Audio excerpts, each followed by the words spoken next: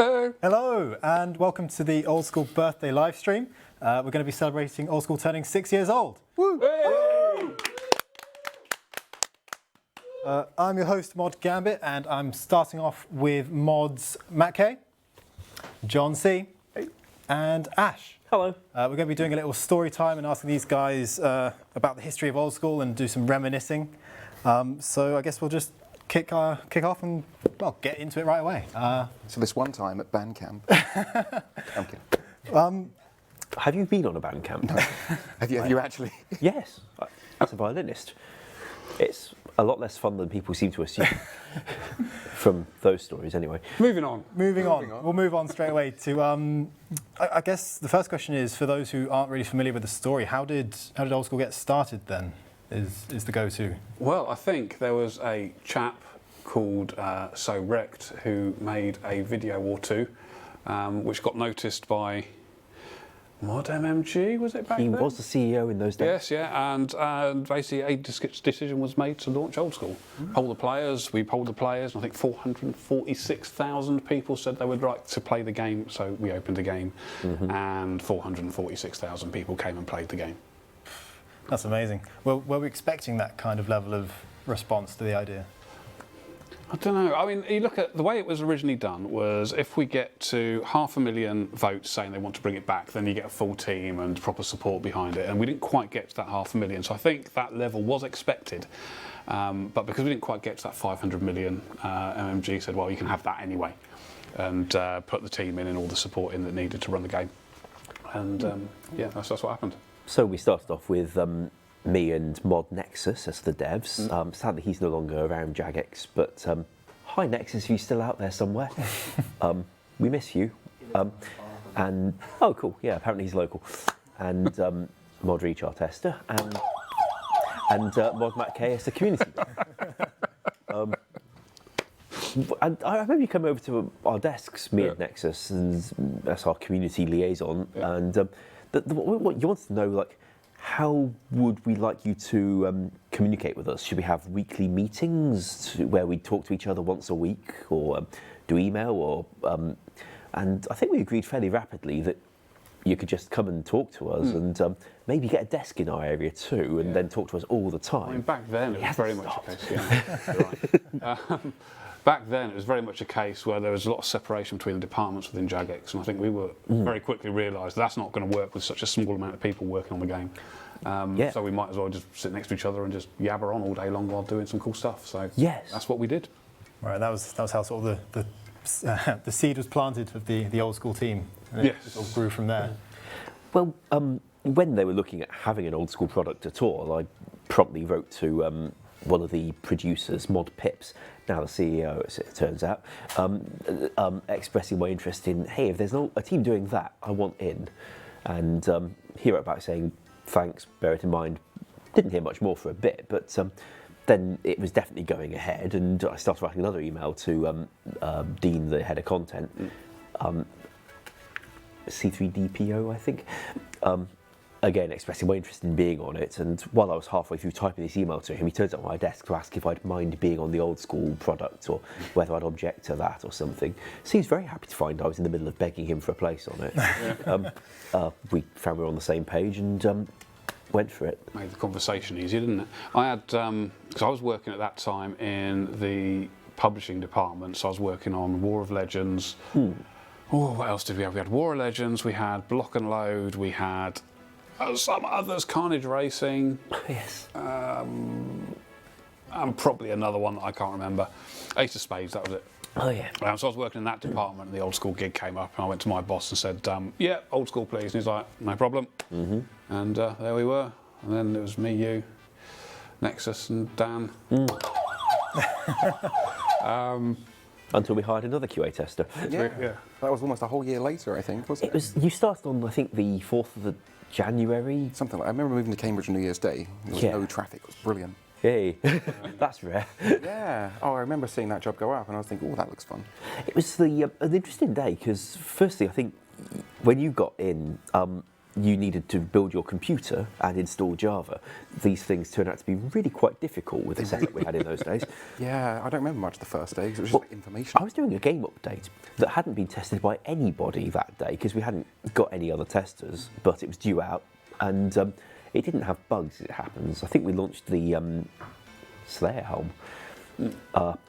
Seemed to go all right. Yeah, and then 3 days later we had another one because there was another relevant update day that week, so we went for another one, this time with you having looked at it. Yeah, these, I can't remember what was the first thing I tested. It was something to do with the Zamarakian spear. We made it one-handed. You seem quite pleased I made a kind of cutscene of you getting it adapted by Otto, rather than just using it on him and it changes to a different item. I point the camera at him as he bangs around with his anvil or something. Yeah, that was it. Yeah, that was the first thing I ever tested. Oh, it's 6 years ago now. Amazing. 5 years ago. Wow. I think we actually have an image from that time, 6 years ago. God. I don't know if you guys have been pre-warned or not. I'm going to bring this up now. Yes, the fanfare would be apt about now. But yeah. It's the RuneFest video. So, I look 12. You do. I mean, I'd say. In fact, the only person who's changed his job. Yep. I've got less bags under my eyes there, less stress lines. You and I are kind of older, and it's less of a proportional shift for us. Yeah. Yeah, for me, I've gone through my 20s since that picture was taken. So, something I do want to ask each of you. For what it's worth, Mod Ronin wasn't around in those days, not quite that early. I'm curious to know, what was it specifically about the Old School project that caught each of your attention and made you want to get involved rather than, well, the other game? Mine was easiest because it was the game that I grew up with. Well, grew up is the wrong thing because it came out when I was 20 something. But it was the first game I played online, so obviously it was a very special game to me. And it was, the 2007 version was the version that I played. So I stopped playing in sort of 2009 or so. So I was like, yeah, I can do that because I know more about that game than probably anyone else in Jagex. So Sure. it seems sensible for me to be on it. I've forgotten it again all since. I actually had a similar mindset, but from outside the building. So I was playing Old School since it was released. I'd been on and off with RuneScape for about a decade at that point. Right. Old School came out. I was playing it quite a lot. I think I was rank 4 in the world when the job went live. I was like, Wow. yeah, I'll give it a go. I actually had no idea. What have I got to lose? Came in, spoke to these guys, and damn. My first introduction to you, or the first thing you said when we saw you, was we walked into the interview room, which was downstairs at the time. Yeah, and there was me, you, and he who should not be named. And walked in, and the first thing John goes, "Oh my God, it's the Holy Trinity!" It wasn't quite as starstruck as you make it sound. But I'm still upset that you went for Nando's without me. Well, yeah, it's the first time anyone's invited us all out for dinner during their job interview, and we all like Nando's. It was agreed, and John suggested we all go to Nando's. I think our other colleague was not declined. I didn't think I was going to be available, and then later when John had gone and we'd finished talking about Star Trek. Yeah, we went to Nando's. You put it in our heads, not literally. That's fine. You brought me back, so I guess I did something right. Well, you and I did eventually go to Nando's. We did, yeah. I had a full chicken coupon to use up. I remember that. Yeah. Very You're nice. quite surprised I ate the whole chicken. The whole damn chicken, man. It's a good chicken. I like Nando's. So you mentioned how keen you were, Ash, to get involved on the Old School project. Yes. What was that all about? Well, I used to sort of supervise the game update process in 2005 through 2007, and also writing content for it. So I figured I knew what it would entail to go back to supervising the update process every week and also writing some content for it. I figured that the kind of changes players were likely to want to it were likely to be relatively small things, usability issues here and there, before anyone had invented the term quality of life, effectively. And I figured that's the kind of thing I'd enjoy working on, because I'd been doing a lot of that for other RuneScape as well. Things that people have occasionally asked for back in Old School, like, well, what the heck did I do? Oh yeah, the ability to equip things from the bank while you've got the bank screen open. I did that as a sort of usability improvement for other RuneScape, and I figured that's the kind of thing people would rather like in Old School. And Yeah, they really would, and one day we should find a way of actually managing to deliver it. Equipping is easy, by the way. Unequipping, again, is the slightly more extensive bit of the job. Anywho, I expect we will get there eventually. So I figured that's the kind of thing I like doing. I knew how to do it because I knew the 2007 version of the language. That's where I began. And I really wanted to be on the game as it was as I remembered it, since I was, occasionally struggling to keep up to date with all the things like I'm farming and now I've got a piece of a statue and I have to do this with it, and I wasn't recognising that as the RuneScape I knew so well, so I was very happy to go work on the one that I did know. Sure, that's fair enough. No, it seems like nostalgia not only is a sort of factor for the players, but for us as well. Really like a driving force. In fact, I think everybody in the team now is everybody except one. One person was a player before. No, two people were a player before they joined the team. Yeah. And those two have been indoctrinated and understand the game better than most others now. So it's how we built the team. It's what we built the team on. It's why it works so well, because people love the game and want to do the best for it. Yeah, no, I think that's a really important factor. That we're sort of players ourselves, and that sort of drives our passion for making the game and sharing it with you guys. So obviously it's been 6 years, and Old School is stronger and bigger than ever. We've had as many as I think 150,000 concurrent users, and I think a tiny bit over that even. I guess my next question to you is: did you ever envision it growing how it has and as much as it has at the time? What did you see it becoming? And has that been fulfilled or not? I think when it first came out, what we saw was a whole bunch of players try the game, then leave the game straight away. I don't think anybody expected it to be any different. It got to about October time, and it started slowing down. We did everything we could to slow down this drop of players coming out. So we released all the rare items. We put them in game. We did a whole bunch of live streams. That curve started getting shallower and shallower, and it hit rock bottom. Pretty flat through the August 2013 period, I think. Yes, it hit rock bottom just before we did the first major update, which was God Wars. And then ever since then, it's just grown. And we've had... Right about the time I joined, actually. Yeah. Well, it's big. When John joined, obviously everyone else started playing as well. Yeah. So it started growing from that October, and it's just grown ever since. There was a slightly odd correlation there that things were not coming out very fast. Most of the updates were small usability things. In the kind of August period, I sort of broke up with the girl I was living with at the time, but she was still in my house, so I was spending a lot more evenings in the office and churning out content like there was no tomorrow, because it seemed like a good idea. And the God Wars came out faster, with PvP worlds very short behind it. Sure, they were very basic, but in those days we'd only just got even the dev tools to edit the map, never mind try and do any extensive content with it. But we were suddenly able to do a lot more things that players were asking for. And have holiday events again. It was, I think it was good for the game, being able to put some real TLC into it. No, I think so.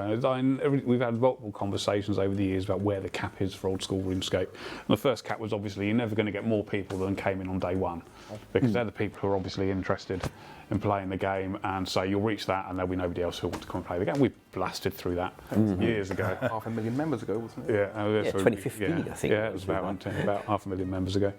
And then the next cap was, I think it was the 500,000 cap. We're never going to get past that. And we sailed past that. We just keep going. I mean, our growth rate is ridiculously high. You look at any other MMORPG out there, the way we're growing right now, it bucks the trend of the whole industry, the whole market, and people are very jealous of what we've managed to achieve in the last 6 years. 2007, I was being told, the received wisdom in the industry is that your MMOs will last 7 years, and then it's basically gone, like EverQuest, etc. All the ones that we knew from the early 21st century, they last about 7 years, and we shouldn't expect RuneScape to be much different. Well, that's what I was being told in 2007. Shows what they know. I think it shows that we've done something better. Of course, as we all know, it's not enough to get the players in. Marketing will get players in just fine. They're very good at it. The bit that I've been far more interested in is keeping them, giving them things what they want. If something seems like a good improvement to the game that will help retain players and make them feel that they're getting the updates they want, I'm very happy working on it. I think a big factor of retention, getting people not only to join the game but stay once they've started, is the community aspect. I think having the game in the players' hands and feeling part of the process, not only at the design stage but also making the decisions, it helps them become a really integral part of the team as well, sort of the extra person on the team, if you will. No, you definitely you come for the game, but you stay for the community. Yeah, for sure.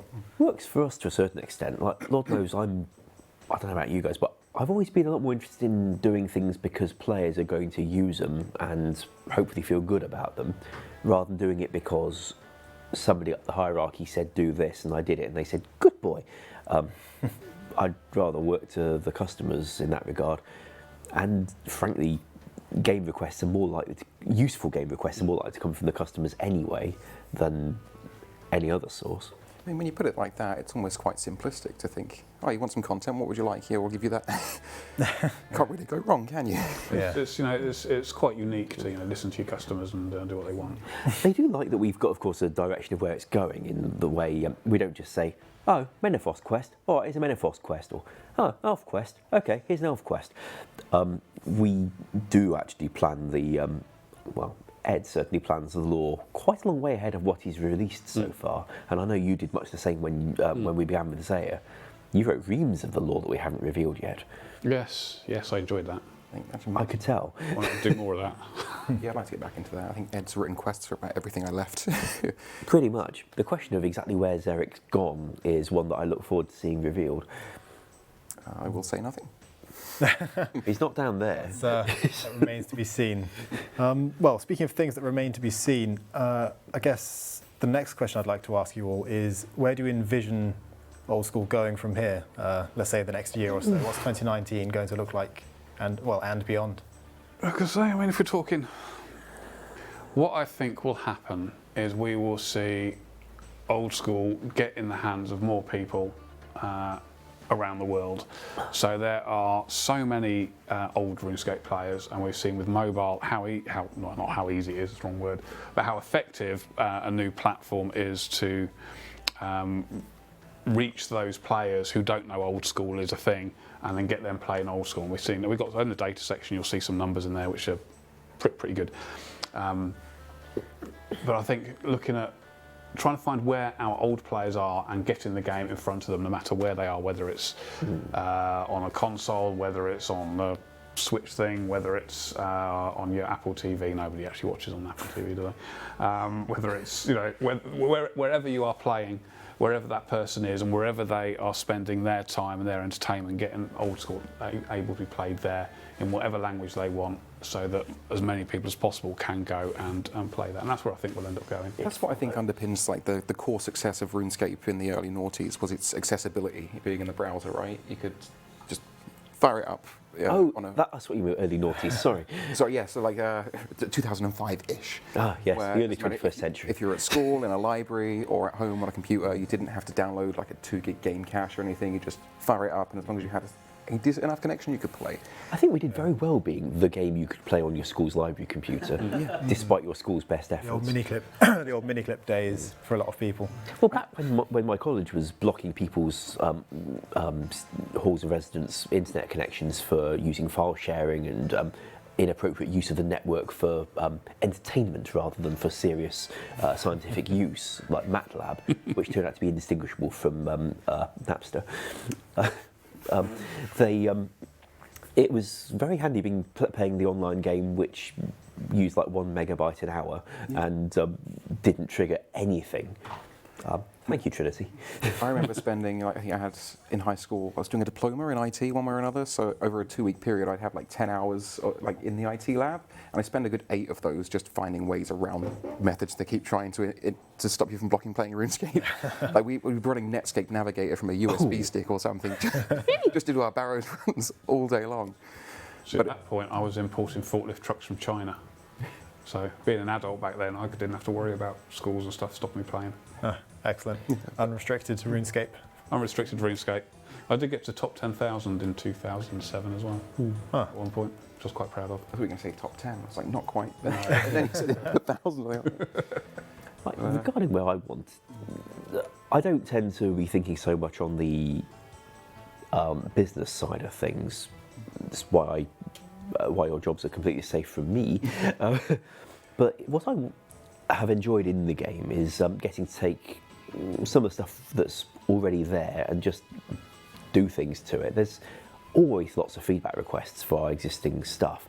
Take the James and Zerek updates we've been doing in January and February. A lot of those have been around for a while, and it's very satisfying to me to get some out there, improve the balance a little. Got some more due, maybe not next Thursday, but the Thursday after. We should be able to have some more for you.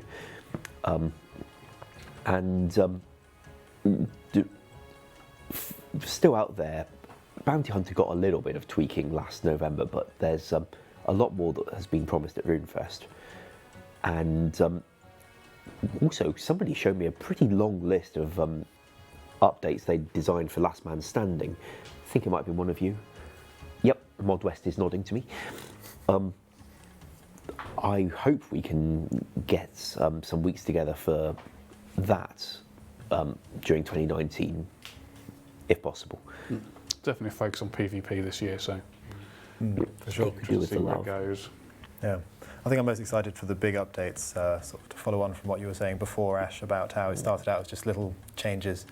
But now we're at a stage where we can have huge, big releases like Kebos and Grandmaster Quest or Dragon Slayer 2 and Song of the Elves sized. That's amazing. I'm glad to see we can do that sort of thing now. We certainly can, and yet that's what 3 weeks of the year. For the other 49-ish, and it really does work out like that because we,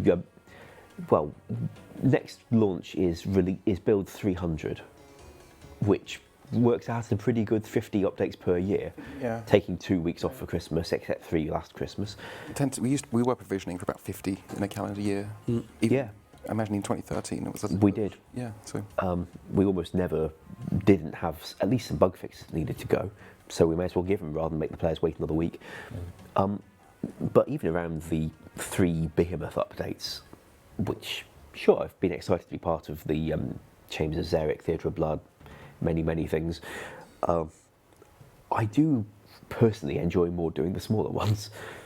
Yeah, I mean, the way we do updates, as Ash touched on there, is we have 3 big updates throughout the year, which fall on the first week of Jan, the first week of June, and the first week of September, in order to make sure that we are attracting people when people are looking to play computer games or when they're looking to not play computer games and to keep them playing. And throughout the rest of the other 49 weeks, we then fill up with other types of content throughout that. Some medium size, some small size, quality of life stuff, some theme stuff, and it all adds up to quite a nice flow of content coming throughout the year, which keeps you guys engaged. Some of it's things we learned from the original Mod Mark. He was very big on kicking off January each year with something memorable, splashy, like First Resort Quest, opening up a pretty large new area with certainly a memorable quest. The things we kicked off calendar years with back in his era were really the high points of the year, and Old School's learnt from that and carried on trying to do it, but also for the midpoints as well. You know, what are you going to do this summer? Why don't you play the Inferno? Yeah. Absolutely. What we found is that the people are thinking about computer games at 3 distinct times of the year, which is obviously they've just finished Christmas, they're about to go back to work or school or whatever. They're looking at something to do, so that's why we have a big update in January. Same with June as well. Suddenly everything seems to change in June from because summer really starts and people feel this new energy to want to go and do stuff, and again putting Old School in front of people's faces at that point gets people to say, right, actually I'm going to spend summer playing this because I don't want to go outside, because why would you if I've got RuneScape to play? And then September, everyone starts thinking, right, I'm really going to knuckle down this year because I'm going to go back to school, I'm going to learn stuff, and we try and distract you from that as much as possible so you can play our game. So sorry about that. Well, But you get RuneScape, so it's good. It does work. Well, yeah, it sounds like while you were studying for your diploma and I was studying for my degree, we mostly studied RuneScape. Well, I got my diploma, and I think you got your degree. I got my degree. Oh, but now it's starting a degree, going to university. Here's RuneScape on mobile. Yeah. Exactly. Like, maybe I'd have studied computer science. Now you can sit on the bus on the way to your lecture, sit on it, in your lecture, between lectures. I've seen countless images and videos of people playing RuneScape in lectures. It's excellent. Very, very glad to see that. So I understand Maz went to a sort of higher education conference the other day to talk about a new kind of diploma that might be set up to help future developers get through higher and further education and up to the point where they could apply to a studio with useful industry skills. I look forward to seeing some of you in future. So, the final question I'd like to ask each of you before we move on to our next segment is I'd like to ask each of you for your favourite memory in the past 6 years, obviously pertaining to Old School. It could be related to an update or something that's happened internally, whatever you guys Just one. hold dear to your hearts. Just one. If you have more, feel free. See, I've got one. Well, I think I'm going to go first on this one because I think you're going to say what I want to say. No, I don't think so. And that's the free-to-play launch in 2015. Yes, It's that's just, a big one. I think it took us by surprise almost. Just how well, not only like the launch went in terms of bringing players in and that being hugely good for the game health, but how the whole community came around that, like giving out starter packs like rune items and food and everything. So all those new players coming in, and like even though many of them probably knew what RuneScape was or what World Tour RuneScape was, it was just great to see that level of excitement and energy and passion from the game inside the game. And it just sort of, it still puts goosebumps around the back of my neck just thinking for about sure. it now. But So our biggest panic at that time was that we were launching a free-to-play game. All our members suddenly go free-to-play, so they don't have to pay for membership anymore. So we had this big red button, but it wasn't actually a red button, but it could have been a red button, which is turn off, like that. Turn off free-to-play, just in case it all went peak time, we started losing all our members, and that obviously didn't happen. yeah.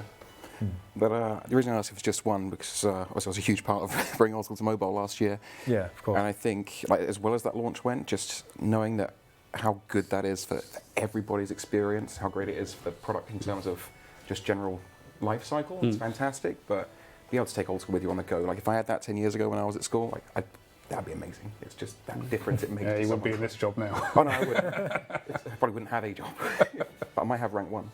Yeah, indeed. You see, mine was RuneFest 2014. That was at Tobacco Dock, wasn't it? Yes. So RuneFest 2014, it was halfway through the day and I was standing outside just taking a breather because it's quite an intense experience. And there was this young lad, he must have been, 12, 13 or so, and he was just standing around looking a bit lost. So I thought, I better go and make sure he's all right. So I went over there and I said, hello, you all right? He's like, yeah, I'm good. I'm like, who are you here with? I'm with my dad, he's over there. I was like, oh, that's cool, you had a good day today? He's like, yeah, and I really enjoyed it. So what's your best bit? He's like, meeting you. And I was like, wow, it was that moment that I realised that how the impact that RuneScape has on people's lives. And then you start looking through the stories, you start hearing about people who have met their partners online through our game and got married. You start listening to people who RuneScape's gotten through difficult times, whether recovering from cancer, whether the chap who was can't move. Oh, yes. A whole bunch of different stories where RuneScape's made a difference to these people's lives and brought them through difficult times. I was listening to one story about a young lad whose parents had died, and it was RuneScape that helped him get through that difficult time and got him to a place where he could function properly again. And it's all those stories that suddenly make you realise that RuneScape's bigger than just a game.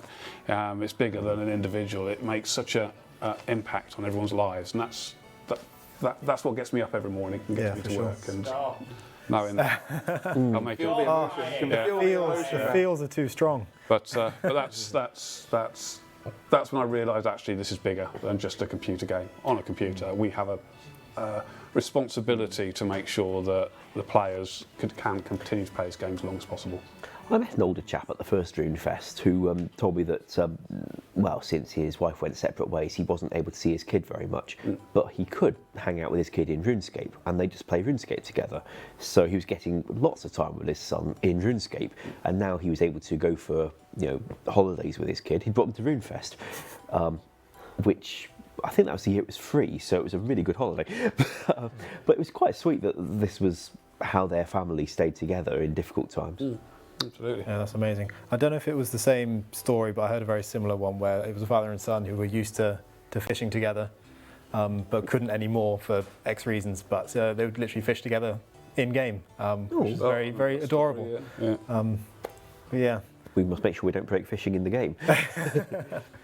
So, what about yourself, Ash? Do you have a particular memory that shines more than the others? I know this. It was clearly hiring me.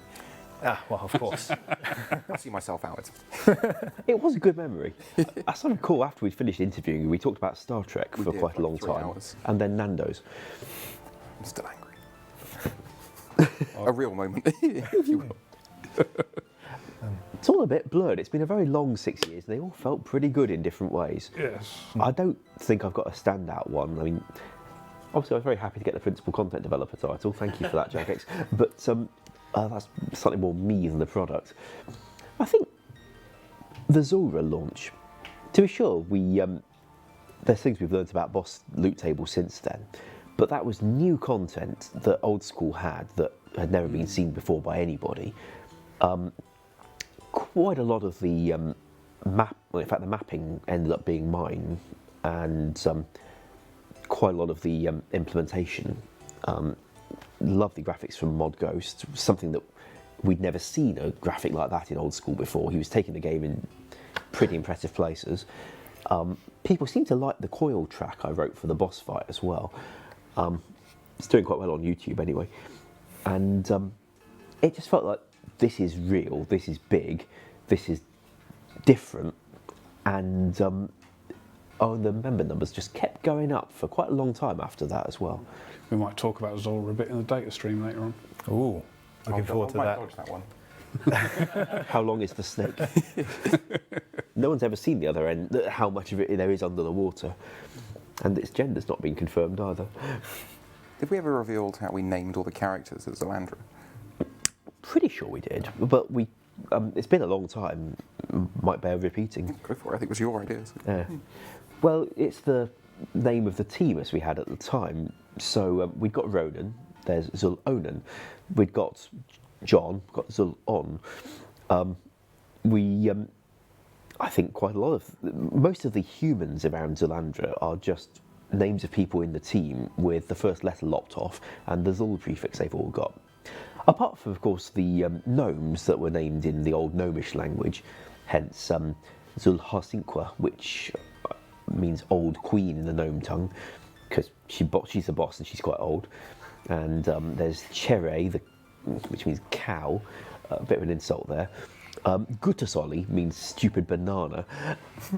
And of course, the sacrifice gnome child with some of the more twisted dialogue I've enjoyed writing.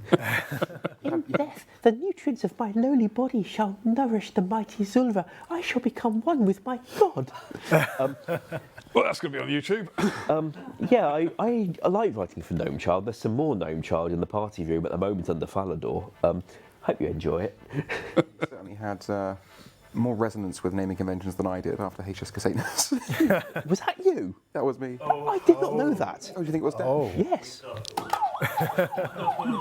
That was one of, I had 3 or 4. I think the CEO thought so too. Oh, that was one of mine. I think it was one of mine. We should probably tell him. You've got me questioning it now. Well, you don't have to take blame for He it. named 2 pints. No, 2 pints was mine. Oh, really?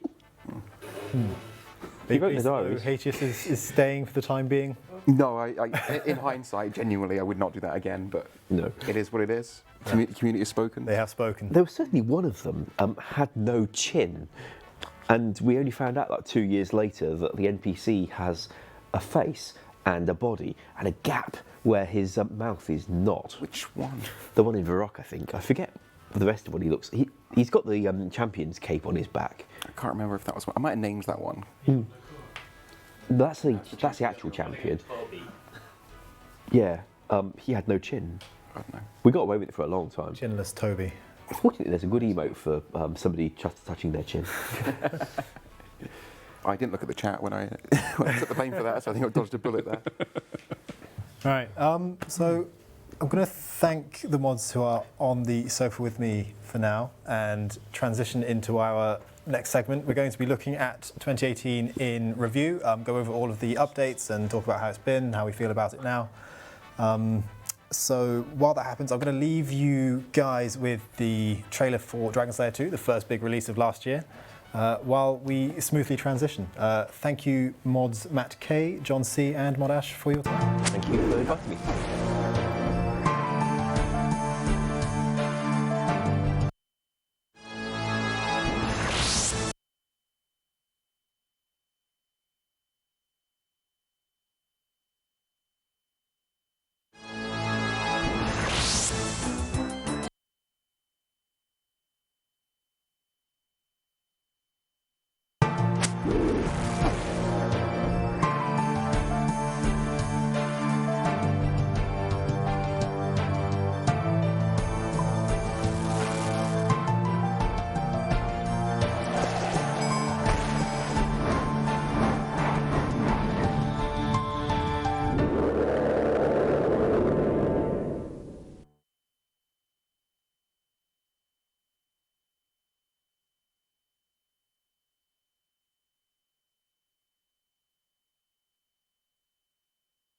There we go. Casual. Just like magic. Smooth. I don't think anybody noticed. We really wanted to show you Theatre of Blood twice, is what we wanted to do. We were so proud of that one, we wanted to show you it that many times. There we go. Well, now that we're all on, I will introduce, I am obviously still Mod Gambit, but starting from your right, we have Mod Acorn. We're also joined by Mod Bruno. Hello. Whoever this is, Hi, it's Mod Wolf is back. The big return. We have also Mod Rock. Hello. And Mod West on the end there. Hello. So, so for this bit, I'm mostly just sort of a casual chat, bit of an ad lib. We're going to talk about how the year has been. Obviously, we showed the trailer just now for Dragon Slayer 2, which was the first release of last year. I know it was shortly before the 5th birthday, but it was last year and we thought we'd want to show it. You were around for that time, weren't you? What was Dragon Slayer 2 like? I was the QA on Dragon Slayer 2. How did you find it? It was a massive, massive quest. Dragon Slayer 2 was epic. It was embarrassing as well because there was a bug that I will never ever let down. That I still blame you partially for to this day. Myself as well. But no, it was all me because I tested it. But I'm still mad at you on it. Dragon Slayer 2. I blame the ladder. What, sorry? I blame the ladder. Yeah. There's a ladder that looks like this, but then you go here and it doesn't make sense. To elaborate, when we released, it was literally the day before Dragon Slayer 2 was about to be released, right? Yep. And you were like, you know what this ship needs? More fire. And I was like, sure, put more fire on the ships, make it look like the dragons are really been going at it. And I was like, just make sure, Connor, that you don't block any of the pathing for the players. He was like, I know, I'm not stupid, duh. And then at the time, I was going through an RC and I was like, oh, you've made that change. And I turned to, he's not here anymore, but I was like, can you just make sure you go through that path and double check? Because it's not that I didn't trust you, Connor, but can you double check? And I got told, yeah, it's perfectly fine, don't worry. We pushed it live. And then I think it was Dalek Cookie, who was the first person streaming, who got to this part where you're jumping across the ships and, you know, the music's playing and it's epic. And you're like, oh, this is it. And she's like, I can't move. There's a fire on the way. And I just went, Connor, no. And I turned around and we had to hot fix it. We're like, oh, I got to go as quick as possible. I was so upset. So upset. As soon as she climbed the ladder, I knew I had messed up. I was like, oh. And that is, I was so sad. Nevertheless, it was a great update. Yeah, the favourite bit for me of that was when Dalek got to Galvek and with the tsunami effect. I'll just walk through the waves. So the way it worked when was it QBD came out, that you could time the walk to go directly through the wall of fire. So Dalek naturally thought, oh, I could do that again. Did it, died, and all you could hear in the office was Kieran going, yes! That 8 hours to fix that mechanic was worth it. Kieran stayed overnight for, like you said, about 8 hours. He didn't go to bed till like 3:30, 4 o'clock to fix that one bug, and he was like, I'm going to do it. I'm going to fix it just to prove, because one person's going to do it. And he was the proudest I think I've ever seen him. Excellent. So yeah, obviously a massive, massive quest. West, how much did you work on that? So which parts of the... Literally from start to beginning. So I did the final boss, so I worked on Galvic. Rayquaza. Start to beginning, yes, start to end. Not Rayquaza. It's like with the Sky Dragon. I still when we said it was a combination of both by the end of it, didn't we? It's like a polymerization sort of thing. Yeah. But yeah, so I started that before RuneFest actually, before we even announced it. And yeah, so I was on that for a good couple months. So I worked on like the boat scene at the end with Galvac. Yep. I think the funniest thing I made was kept picking up Bob and having you run with him, and had a lot of fun just making a very wobbly Bob. So that was a good time. What else did I do for that quest? Oh, lots of things. I did the whole of Corsair Cove as well.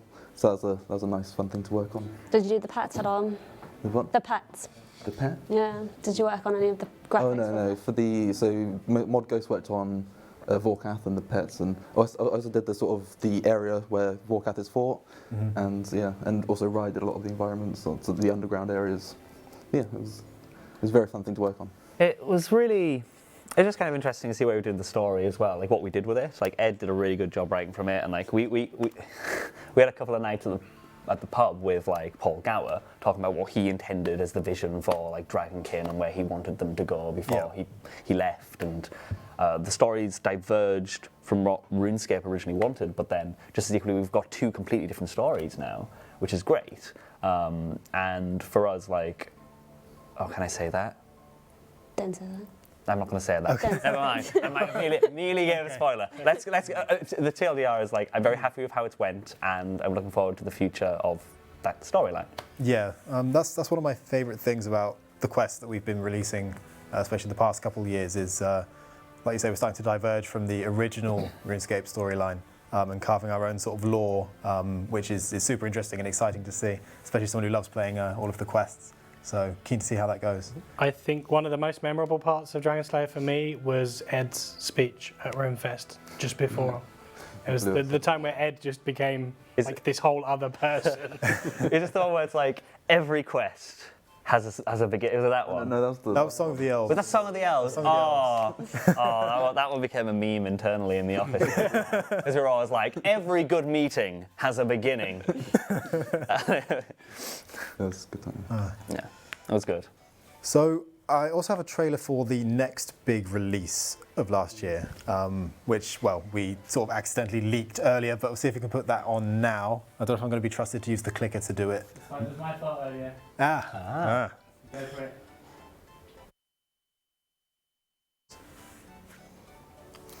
If it's Oh. That's great.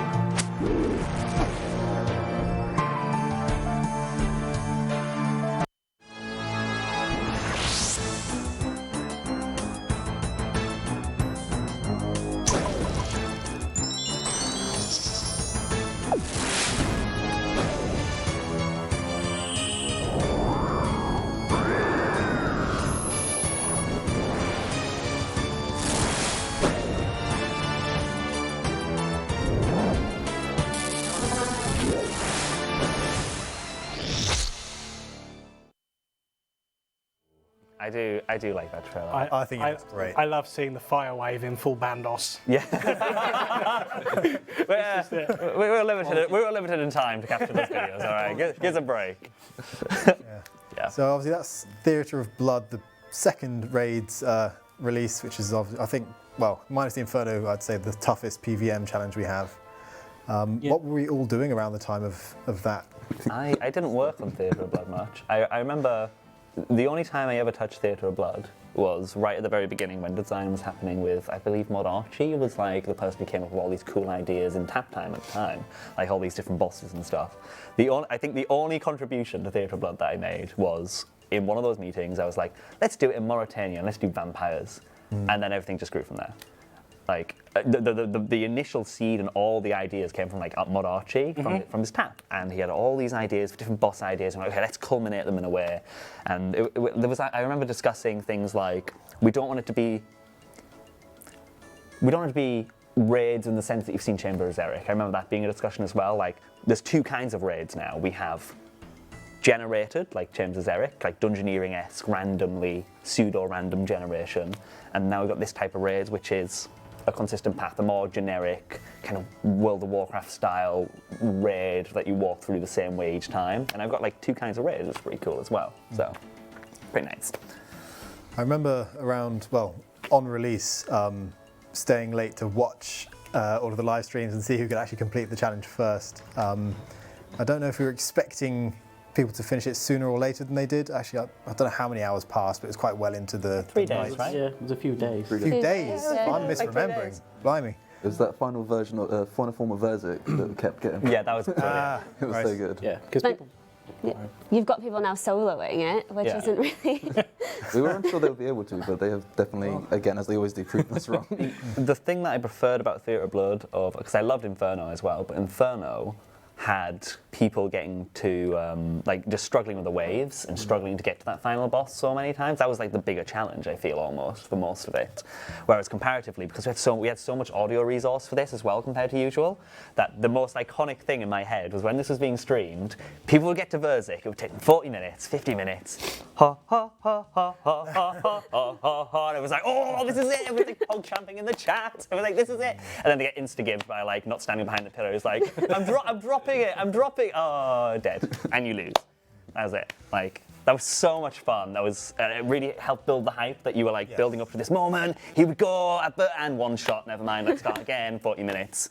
It's always amazing when like some of us tune in on Twitch as well while we're monitoring, and you see everyone moving from stream to stream depending on who's the furthest through the piece of content. So someone would like die, and then you'd switch quickly, oh, let's go to Wooks' team and go watch him, and then they wipe, and then you go, oh, quick, let's check out Boaty's team.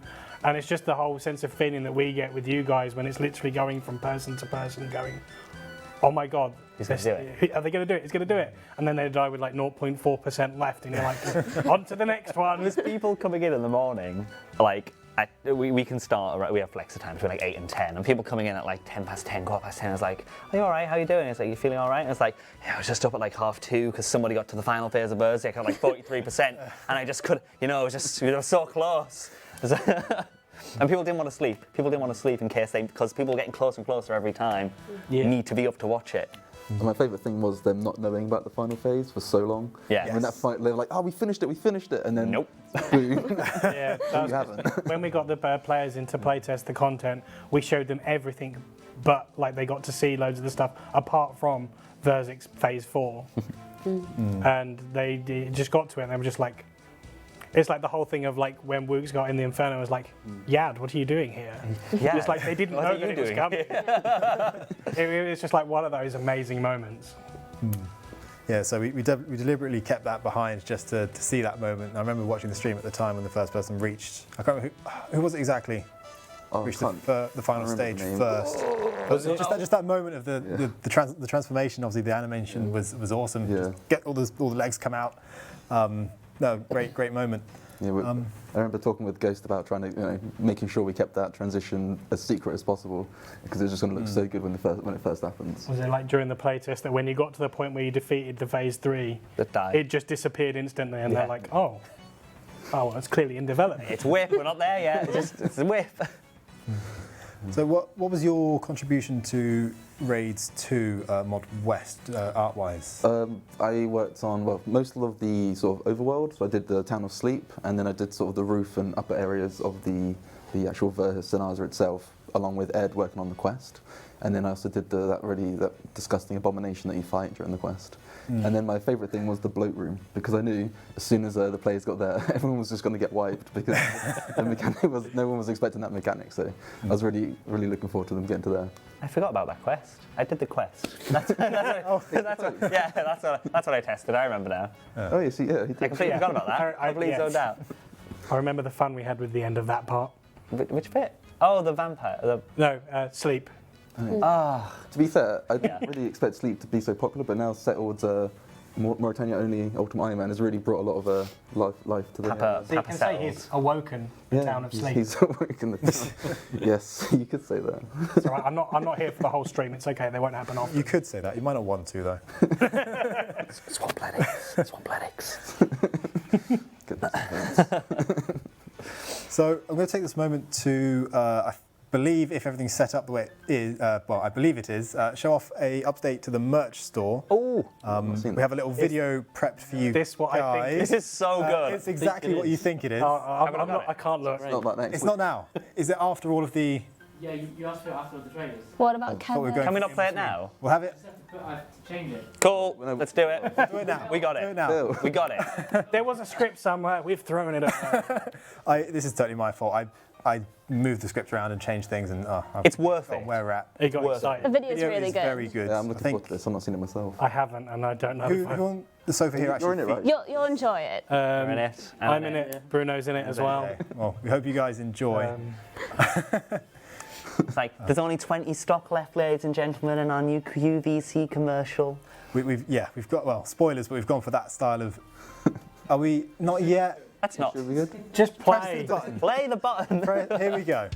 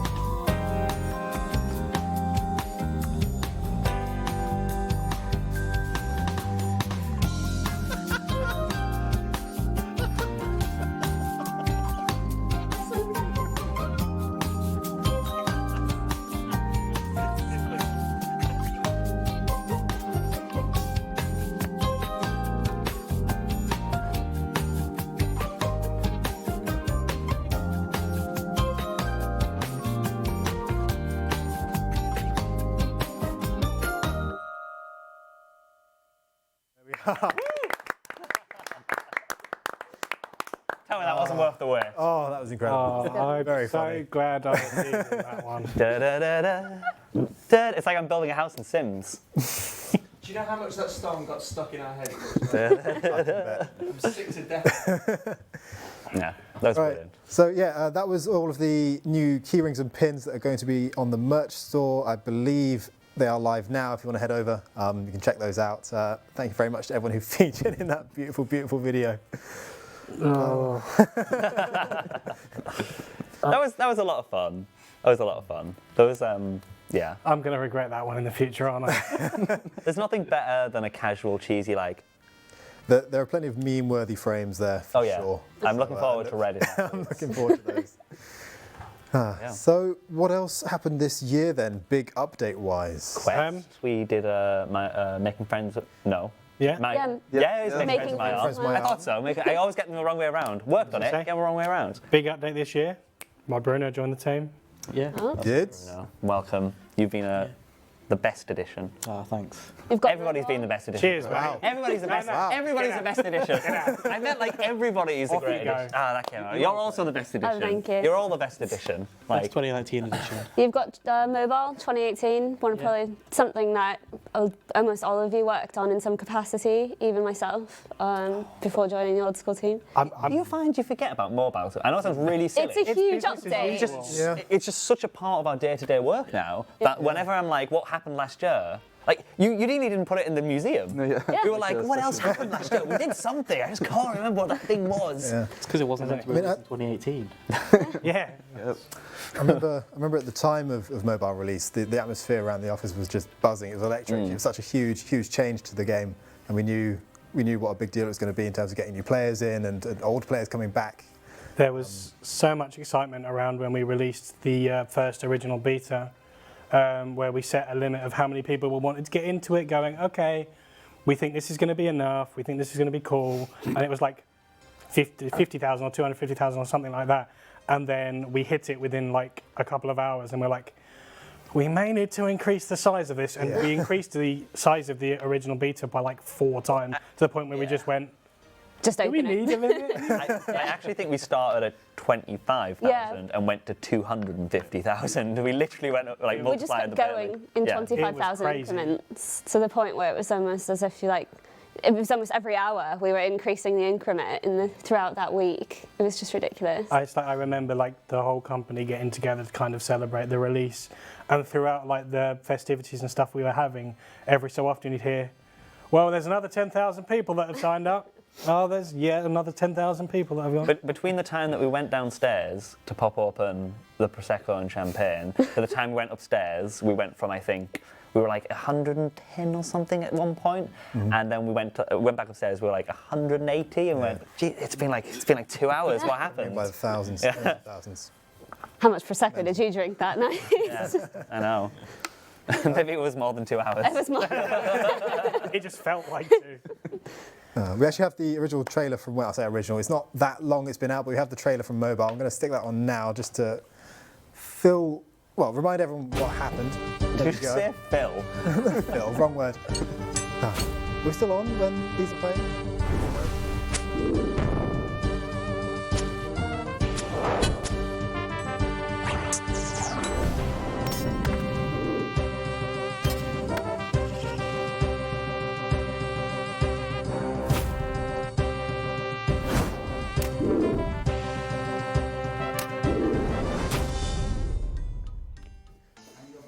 But yeah, so that was the trailer for mobile. I think that looks amazing. I actually featured a lot in that. A lot of that trailer was. Oh, yeah? I was helping out along with the video guys to kind of get all the setups and stuff done. And oddly enough, that's actually me playing Old School on mobile in the over-the-shoulder shots on my personal account. Huh, nice. So that's you being Yeah. featured in the trailer there. Landscape. Well, I was about to get to that. That was also a big thing for this year. I maxed. Second max. First player on the one. team. I was the first one. Didn't Bruno joined after. Oh, you joined after. Oh, you got it, you had to get it quickly. I basically had to play the game, like no life the game, so I could max 2 weeks before Bruno started, just to get the first. It was, Well, congratulations. I think John was there like quite yeah, close. For, John, like, John many was 7 years. levels away for a good few years. For a good 4.5 years, I think he was 7 levels away. He's a He's- humble guy. like- He lets you max first. Yeah. I know, what a nice guy John is. Cheers, John. Fine.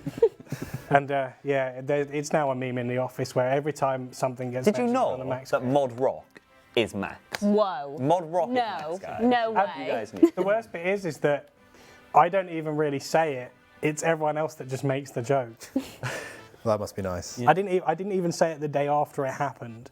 I came in, and other people were saying it and congratulating me and stuff like that. And then it was just like, I think Wolf was sat beside me or near me in that day, and he turned around to me later in the day and went, "Do you know that you haven't actually mentioned it yet? I'm very surprised." I was like, "Don't need to talk about it. No. Everybody else is big. Everyone remembers the first." You were Infernal, weren't you? The first Infernal Cave. Yeah. Yeah. Are you still the only Infernal Cave on our team? No, Mod Harrison. Oh, in the old school. Yeah, in the old school. Yeah, the old school team, yes. Well, there you I think go. It's only yourself and Mod Harrison who have Infernal Yeah. Capes, I think, at all around here, right? So Well, with Kieran getting his It's a pretty stats, exclusive he's probably going to get in Oh, there yeah. too. He said that last year as well. Yeah, Yeah. that's not ever happening. Mod Curse said this. I think there was a race between Curse Yeah, Sween and Kieran, that Curse and all stopped of at them wave just one. went, nah. No. Too much effort to learn.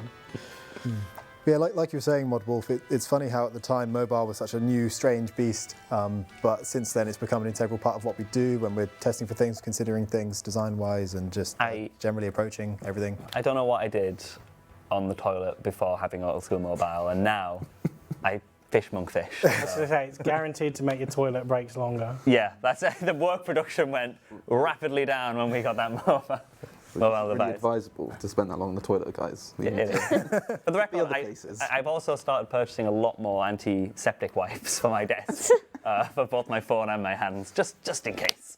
So, yeah. How do you react to that, really? Where, I'll try to follow that. Sorry, do people not play RuneScape Mobile on the toilet? Do people not? Do you guys not have toilets? You guys not? Well, to be honest, there's only 2 toilets in game, so There is. Where are they? Where are the toilets? again? one's in Insidious. Yep. I prettied that up recently. Given You it some made the toilet. Oh, really? Well, I've had some foliage around the outside. And there's one on Fossil Upgrade Island, it. isn't Yeah, there? there's one in Fossil Island. Was that because there was no toilet roll in there? So you Yeah, they needed dock leaves to wipe with. Yeah, I think we did. There's just the 2 then. I don't think there's a Is the third. one in West Ardine? No. No. There was never a toilet in game until. Yeah, I've started putting like There. buckets in like rooms as like a little joke to Yes. But it is, RuneScape is full of toilet humour. it's one of those things though where like with mobile, we never probably back then would have expected Old School to be on a mobile game. And now it's just phenomenon that you can just play it anywhere, on the plane, on the I think it like toilet. essentially started as like a was it April Fool's joke, right? Because I remember that going around a few years ago. I do remember that as well. But it's just the fact that it's just changed the way that you play the game, and also just the fact that we're here now talking about it, and the increase not only in like the members but the increase in the community and the updates that we have without mobile. Some of us may not have been here. Yeah, it does a lot for us in house as well. The fact that when we have every time we design, we test, we develop, we always have to think about how will this work on mobile. Yeah. Every time we design an interface, you have to think: are the buttons too small? Can they press everything? So, which is where we make the allowances for a mobile, where you'll see some things have got bigger gaps in between on lists, etc.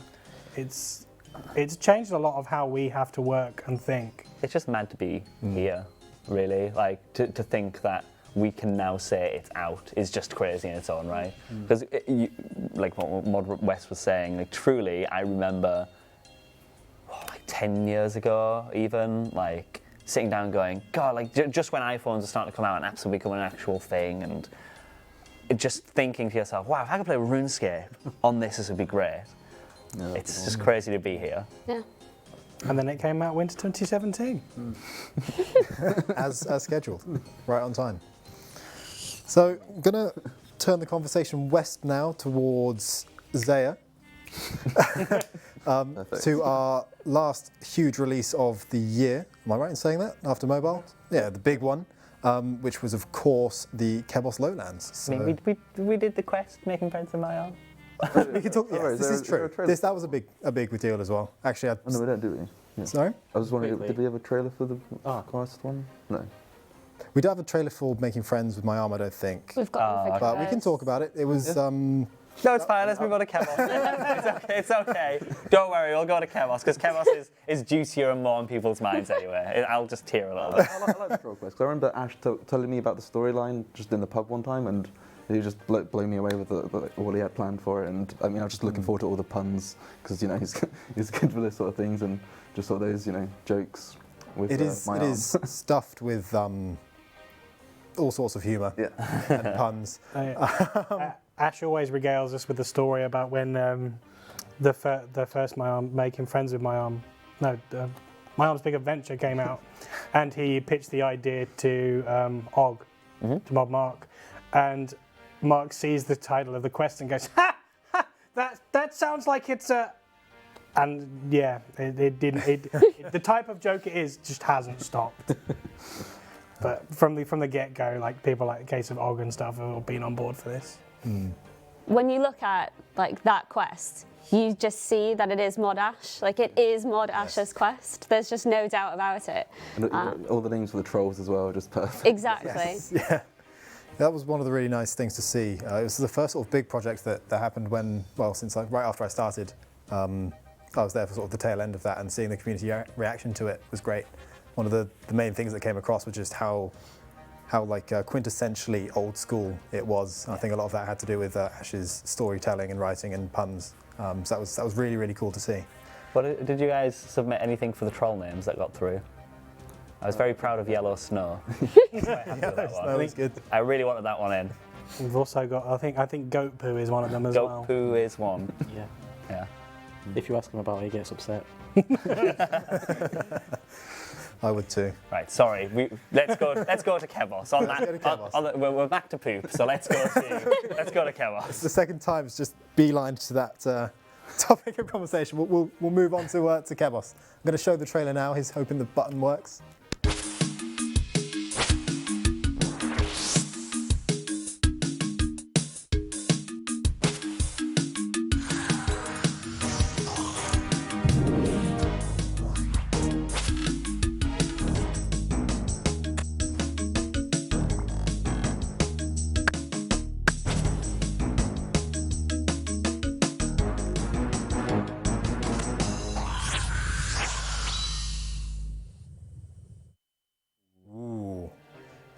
So that was the trailer for Kebos, our last big release of the year in 2018. Well, we worked on it in 2018, but released in. Sorry, yeah, announced 2018, early release of this year actually. So, sorry, I think I interrupted you, Rock. You were going to say something. I was just going to say, the sound at the end of the video made me remember when we originally teased Kebos. I think we went to a black screen where we played that sound and kind of like was one of those mystical things that we did the same thing with the Inferno to kind of like raise the tension and hype people up towards what we might be doing for it.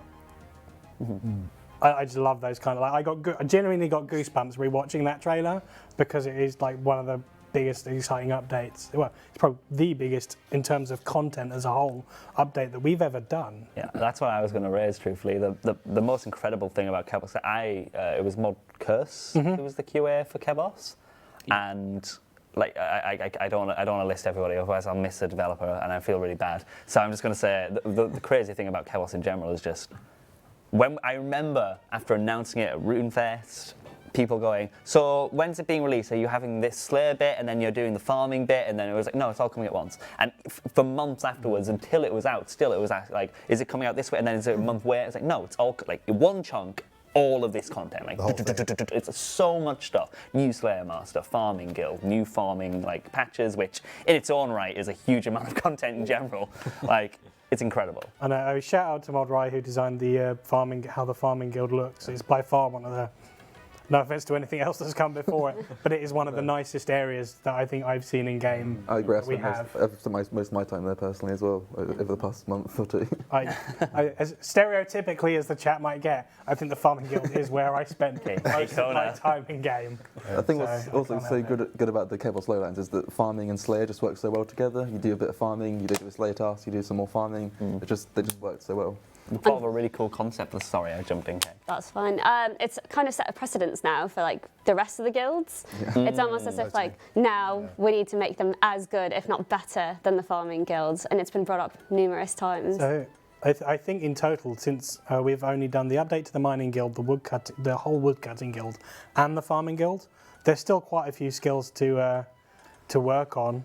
We had a small update for the fishing guild as well with. Oh yeah, we added minnows to the fishing guild. You're right there. So I think things like the Rangers Guild kind of needs a little bit of love. Somebody pointed out that the Cooks Guild was essentially the oldest guild in the game, and it kind of shows. It's got a bank that you need to have a very specific requirements to get into, and then it's literally just a giant mill. Yeah.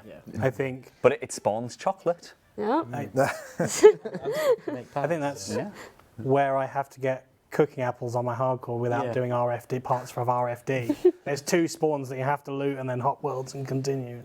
Great content. I love getting cooking apples for my trees. With the farming guild, we've introduced farming contracts as well. Really big update. It's probably how most people spend their time in the farming guild, staring at patches, planting things. Getting very annoyed at Jane giving you a terrible contract. Jane. You're an Iron Man. Do me a white lily, please. I've not got a single white lily seed as well yet. I've done so many Hesporias. I can't remember the countless times that me and Mod Acon have ended up playing at completely the same times, and we just end up passing each other in the farming guild, and we're like, oh, hey, and then just split up again and go do exactly what, and then a few hours later or the next day, back at the farming guild doing our contracts. Always ended up doing contracts. It's crazy. It's just really a testament to how incredibly efficient I think we've gotten at creating those kind of updates now. I would go on about it again because I'm still impressed at just how much content's in there. Just how much pure content is in And also, we haven't even spoken about it yet, but there was 2 quests that have now essentially, like, it feels good because I remember releasing Client to End as the start of like the Zaya theories, and now it feels good that we're at a point where we've done this basis level, which was what our main goal. It was introduce, then one for each clan to give a little bit more info and add a bit more intrigue towards what Zarek might be planning or what might be happening. And now we've got that out of the way. We've got like the next phase of that quest, like ready to go. Well, not ready to go. It's not coming out like next week or anything. No, it's not ready to go. Sorry. It's fresh in our mind. Like it's ready, as in it's got a starting line now. We can get going. We're ready to build the storyline that is quintessentially Old School RuneScape's storyline. Yeah. That like other quests that we've touched on, like A Taste of Hope and Song of the Elves and stuff, is obviously things that RuneScape themselves have content based on, but Zaya is us and only us, which is like one of the storylines that I'm most excited to see continue. It's going to be incredible. And obviously on the achievement diary, God, there's so much. I keep forgetting about it all. It is absolutely packed with content. Obviously, lore, skilling, it's all there. Also the Hydra. With PVM, yeah. Aerial Ticks fishing. every box. You've got a whole new method to train. Yeah. I mean, Completely forgot about aerial fishing. fishing. Like, every time you look back or you think about it, you went, oh yeah, there's that piece of content. There's that piece of content. God, the chat's really obsessed with me not wearing shoes. They always get upset. This has not changed. I'm glad that's not changed. I will never wear shoes. Has everybody put their phone on airplane mode, by the way? Yeah, mine's on airplane. I believe. Are we getting any? double check. Okay. Chat, Sorry. are we okay for ringing? Is that still a horrible, thing like, that happens? Screeching sounds. Okay, I'm on airplane mode. I'm we're good. good. Okay. Okay. Right, I've been prodded by our producer to keep things moving. So at this point, I'm going to transition into our data segment of the stream. For the time being, I'd like to thank every mod on the couch with me for their time. This has been sort of reminiscent of House 2018 review words. This has been the 2018 review bit. Hope you enjoyed it. I'd like to thank Mod West, Mod Rock, Mod Wolf, welcome back, Mod Bruno, and Mod Acorn on the end there for their time. We're going to switch over now. Do we have a? Do you have a thing? Do we have a? I don't know. Do we have a slide, or am I supposed to just? Okay, I'm going to ad lib. I'm going to do a dance.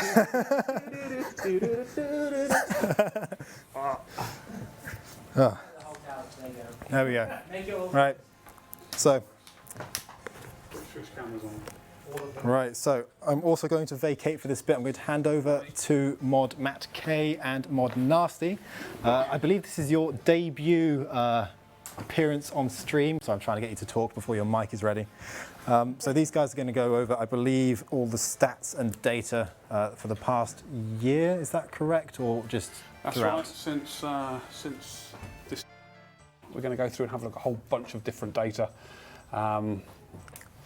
So yeah, let me. I'll hand over to you start. guys. I'll leave the chat in your capable hands. See you guys in a bit. Yes, you have fun.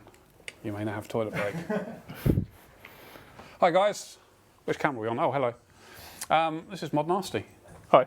Yeah. Mod Nasty is the brains behind all the data. So tell us about yourself. So, Okay. I'm Mod Nasty. I've been at Jagex for a little over 8 months now. I'm a junior product analyst. I spend about a 60-40 split between analytics and the Old School team. 2 days a week upstairs with the Old School guys. Yeah. That's cool. That's cool. Played RuneScape? Yeah, I've played for a long time now. I started in 2005 and played pretty consistently throughout. I'm currently competing with Mod Kieran for a spot on the staff high scores, but he's kind of what's your completely... total level? I think I'm 19-17 at the moment, but he's completely destroying me after that week off. That's not too shabby. Runecrafting level? 69. Beautiful. Cool. So shall we start? Yeah. Okay, Old School data stream, we know that. That's what we're here for. So yeah, we've asked you what data you wanted to see. The CM guys have been in touch and got all sorts of information, and we've gone and dragged a whole load of cool stuff for you guys. All the data is from the 1st of February 2018 up till the 1st of February 2019, unless obviously it's not, and we will tell you when that is the case. First of all, why don't you tell us how you get this data? Right, so we have quite a few raw feeds that sort of pass through the data from the game to our database, and my job is sort of to manage them a bit, move the data about to a more usable form, because it comes in sort of like all drifts and jabs. So when we come over to you and say, Mod Nasty, we don't have to call you his real name, actually. Mod Nasty, we would like to know how many Iron Men died in this piece of content last week, please. Then you do all your SQL magic and then give us an answer. Yeah, so we have a table that will tell us the variable changes for Iron Man status, and we can see where that variable changed and how they died. Fantastic. Right, shall we have a look at the first bit of data? Sure. Are we ready for the first bit of data? Pets. Something that you guys are very excited about, something that we like very much. So let's have a look at pets. Go for it. Yeah, so these are the rarest pets to start with. So the rarest one is the Jalnib Wreck, which is the one from Inferno, and there's only 194 of those as of I believe this is the 1st of February. So it might be a bit different now, probably. That's obviously a high level piece of content that not a lot of people do. I think the drop rate's known, but probably, I don't know. I don't know, so if it is, then I don't know if it is, so I'm not going to say. Yeah, so 194 of those, followed by the Penance Queen from Barbarian Assault, the Bloodhounds from, I think, Master Clue Scrolls, Vetion Juniors, Wilderness Boss, and Lil Zik from the Theatre of Blood. So this is quite interesting, because the first 4 on there are actually genuinely difficult pets to get. Because obviously completing the Inferno is a very difficult thing to do. Getting a group together and getting through Barb Assault for Penance Queen, isn't it? Yeah, you got to get to. I think you need to get that off of out the shop. It's like a chance to roll on the pet. You need a queen kill, and that takes some time. Absolutely. Bloodhound, we all know how difficult that is to get. And Vetion is very much, I think, not the boss of choice in the wilderness, is it? No. It's not that wildly done. Unless you're going for the pet, in which case you can be one of 1,393 of them. Now, Little Zix is interesting because that only came out halfway through the year, didn't it? Yeah. So Theatre of Blood, quite. Yeah, I'm not sure again if the drop rate is known, so I won't say. I probably should have checked that before coming on. But yeah, 1,783 of those. I've got a few friends with that pet. It's quite a nice one. That's cool. That's in it came out in June, so that would make it 7 months? Almost 8 months. Yeah, 7, 8 months. So expect next year that not to be on the rare list, I would think, is the answer. Maybe not the bottom 5. Cool, right, let's have a look at, we looked at the rarest. Let's have a look at the most common. Yep, so no surprises here. It's mostly skilling pets, with the exception of the Kraken pet, which is, well, it's got an 87 Slayer requirement to kill the Krakens, but it's quite an easy boss. You get a quite decent sized task. You can kill quite a few of them. Yeah, that's cool. I mean, I think it sticks out like a sore thumb, doesn't it, the Kraken pet? Because all the rest you just get as you play through the game, but shows how much Krakens are liked, I think that does. Yeah. Which is cool. And obviously the other ones you sort of get as and when you're skilling, a bit random. Yeah. Beautiful. Right, and then we've got all the pets. Yeah, so the way that the table you're looking at right now, it might be a lot. What you've got is a column for the pet name, a column for the total number in game, which if you look at sideways is almost like a bar chart. I've had to split it into 3 chunks because it just doesn't fit on the page otherwise. But the right-hand column is the number that came into the game this year, and that goes from green being the largest change this year to red being like the rarest or the least this year. Cool. Now, there's some interesting ones on here that we pulled out earlier. One of them being Rocky has had a massive increase this year. I mean, it's sitting at 38,000 total at the moment, and in the last 12 months it brought in 22,000. We think that might be something to do with RD Knights, maybe. Yeah, I imagine a lot of those were probably in the first half of the year where RD Knights were quite popular. Yeah, so pre-panic before it wasn't as useful as it once was. What else have we got on here which was interesting? Less Noons came in, the Little Zix as well. That's another very interesting one. Less Noons. Noons are, for anyone who doesn't know, from the Grotesque Guardians, which are a Slayer boss, like gargoyle ones. Yeah, and fewer of those came in than Little Zix this year. Yeah, that's correct. Yeah, that's quite interesting. What else? Ickle Hydra. Now, Ickle Hydra's not been out for very long at all, has it? Yeah, that's only been out for a little over a month now. We came out with Kebos, for anyone who's unaware. It's the Little Hydra, or Ickle Hydra. Yeah, so it just goes to show how popular the boss is, to be honest. It's got 2,500, I think, Ickle Hydras in game. I think the drop rate was released last week for that, so I don't actually remember it, but you might get a little spoiler of what's coming on a bit later on if you reverse engineer that. Yeah, absolutely. So I think, I mean, we spoke about it earlier, and if the rate keeps going the way it's going right now, we'll have 50,000 Ickle Hydras in game by this time next year. But the rate probably isn't going to keep going at the rate it currently is. No, definitely not. But that's some really cool, interesting stuff there. Right, next one. Insured pets. Yeah, so this is the number of pets that Probita, I can't remember how we said that now.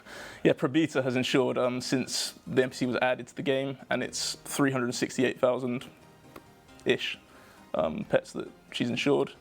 It costs exactly 500k to insure a pet when you get one, and that just makes sure you don't lose it when you die. You can buy it back for a million GP, and that total equates to 184.1 billion GP sunk, essentially, not including the cost of reclaims, which I imagine will add quite a bit more.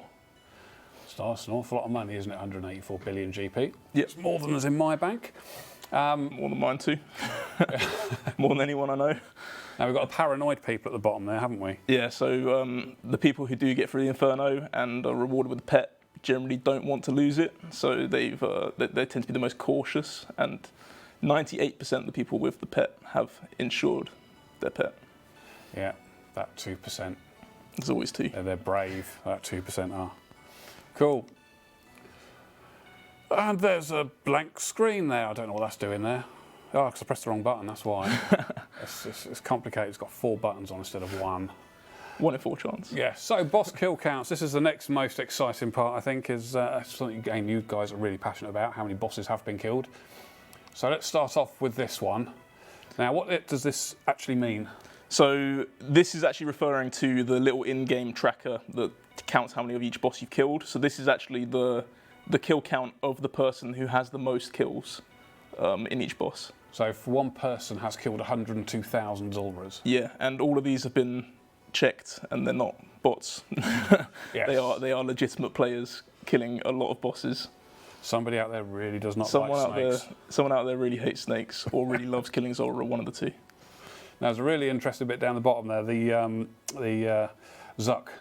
The Zuck, yeah. So someone out there has killed 200 Zucks, which means they've got 200 Inferno Capes, which is quite a lot, considering that most people I know don't have an Inferno Cape. Yeah. But they don't like Galvek very much, do they? Yeah, I saw someone in the chat say Galvek. Galvek is on there because he does have a kill counter. It's repeatable content. I don't think you get any rewards from it, which is probably why the kill count's so low. I think you might be right there. So otherwise, Vorkath as well. Vorkath came out earlier last year. Yeah, Vorkath came out early January 2018, so very popular boss this year. He's quite rewarding, as many of the players will know. Someone in particular has killed 76,000, which I believe is over drop rate for all of his drops, including the really rare ones. Wow, I wonder if he got any. I wonder if he got the pet. That'd be hilarious if he hadn't. If he hadn't, I'd be annoyed if I was him. Absolutely. So 76,000. So how many is that a day? Cool. That's 300. Come on, quick Put me maths. on the spot there. Quick maths, guys. Somebody in the chat. Someone in the chat, figure it out. Divided by 365. 200-ish. Come on. 200 Vorks a day. Yeah, there you go. Well done, Zizoof. Which is probably being quick with a calculator. Probably about 2 minutes a kill makes it. Yeah, everyone's saying 73 a day. I don't think that's true. No. Even I can tell you that's not right. So that's good. What else have we got that's interesting on there? Corp Beast is another one that I thought was quite interesting. So the way this tracks the information, it's the person who does the most damage. So it's not somebody who's been involved in 17,000 Corp Beasts. I believe that's how it works, yeah. So I'm sure someone in the chat who's done more Corp than me will probably correct me if we're wrong. But yeah, the kill count doesn't necessarily tick up for everyone who's fighting the boss. If they're doing it solo, then obviously that would be that many Corps. But they might have done more than that and just only had that many in their name. So that's 17,000 Corp kills that they got the loot from, effectively. What else we got in here that's interesting? Obor and Bryfighter. Yeah, they're the two free-to-play bosses. So the Hill Giant boss and the Moss Giant boss. You need to gather keys to kill them. Yeah, I was quite surprised at how many people are killed, to be honest. Yeah, so that's someone's had to go through and get 2,000 keys in order to be able to go and kill Obor 2,000 times. I haven't got one key yet, although I do have about 7 Bri Fighter ones. Yeah. But to be fair, I haven't actually killed any Hill Giants, so there we go. Why? Right, next one, Alchemical Hydra. Now, you will probably all remember this from the update back in January. Let's see what the Alchemical Hydra has to say. Yeah, so quite a successful launch for the Alchemical Hydra. On release, you can see from that graph, we nearly hit, in fact, Iron Men and non-Iron Men combined did hit over 700,000 Alchemical Hydra kills on day 2, the 11th of January. That would have been the Friday. If you look really close, you can see Hardcore Iron Men at the bottom and Ultimate Iron Men as well. Not many people have done that or do that. There's about 300-ish of each a day, but it's really dwarfed compared to by the other two. That's some high risk playing there. Yeah, I think once you go in, you can't get out. I'm not sure if you can teleport out, Hope so. but the door jams, so it'd be a bit brave. Yes, they were brave. So so we've peaked at what, just over 700,000 altogether, and it's sort of settling down now. Looks to about sort of 150,000 a day are killed, 150, 200,000 a day are being killed. Yeah, around that. Yeah, which is a lot of Alchemical Hydras. And that goes to the 11th of February, so it's a little bit. I tried to get as much in as I could, but I did this a couple of weeks ago now. Beautiful, right. So a bit more about the Alchemical Hydra.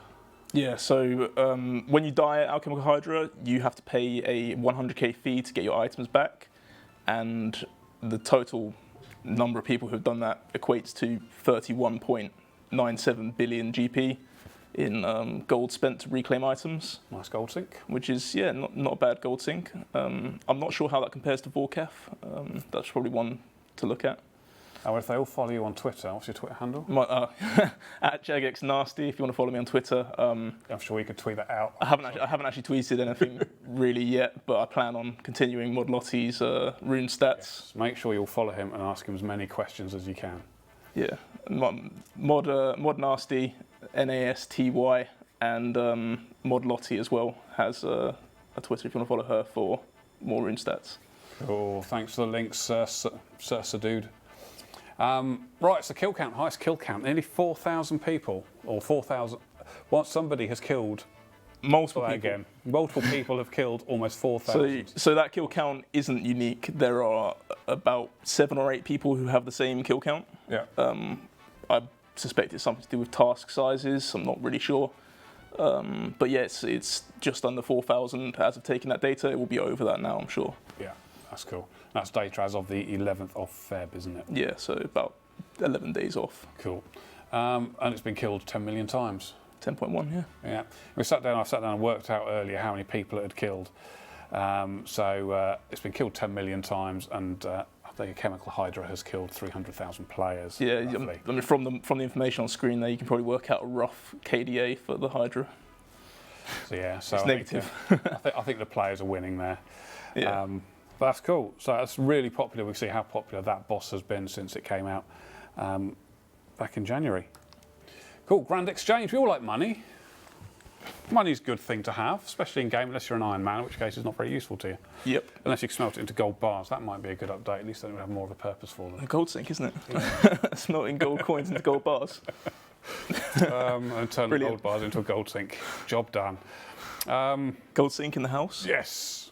So here we go. Grand Exchange transactions. What's this? So the blue line you're looking at here is the volume of items traded on the Grand Exchange each day, and the orange line is the total value of those items. So what we're talking about is at the very end we're looking at what, 1.5 billion? 1.5. No, that's 5 trillion gold. 5 trillion gold traded a day on the Grand Exchange, and 2.5 billion items. Yeah, 2.5 billion trades. Yeah.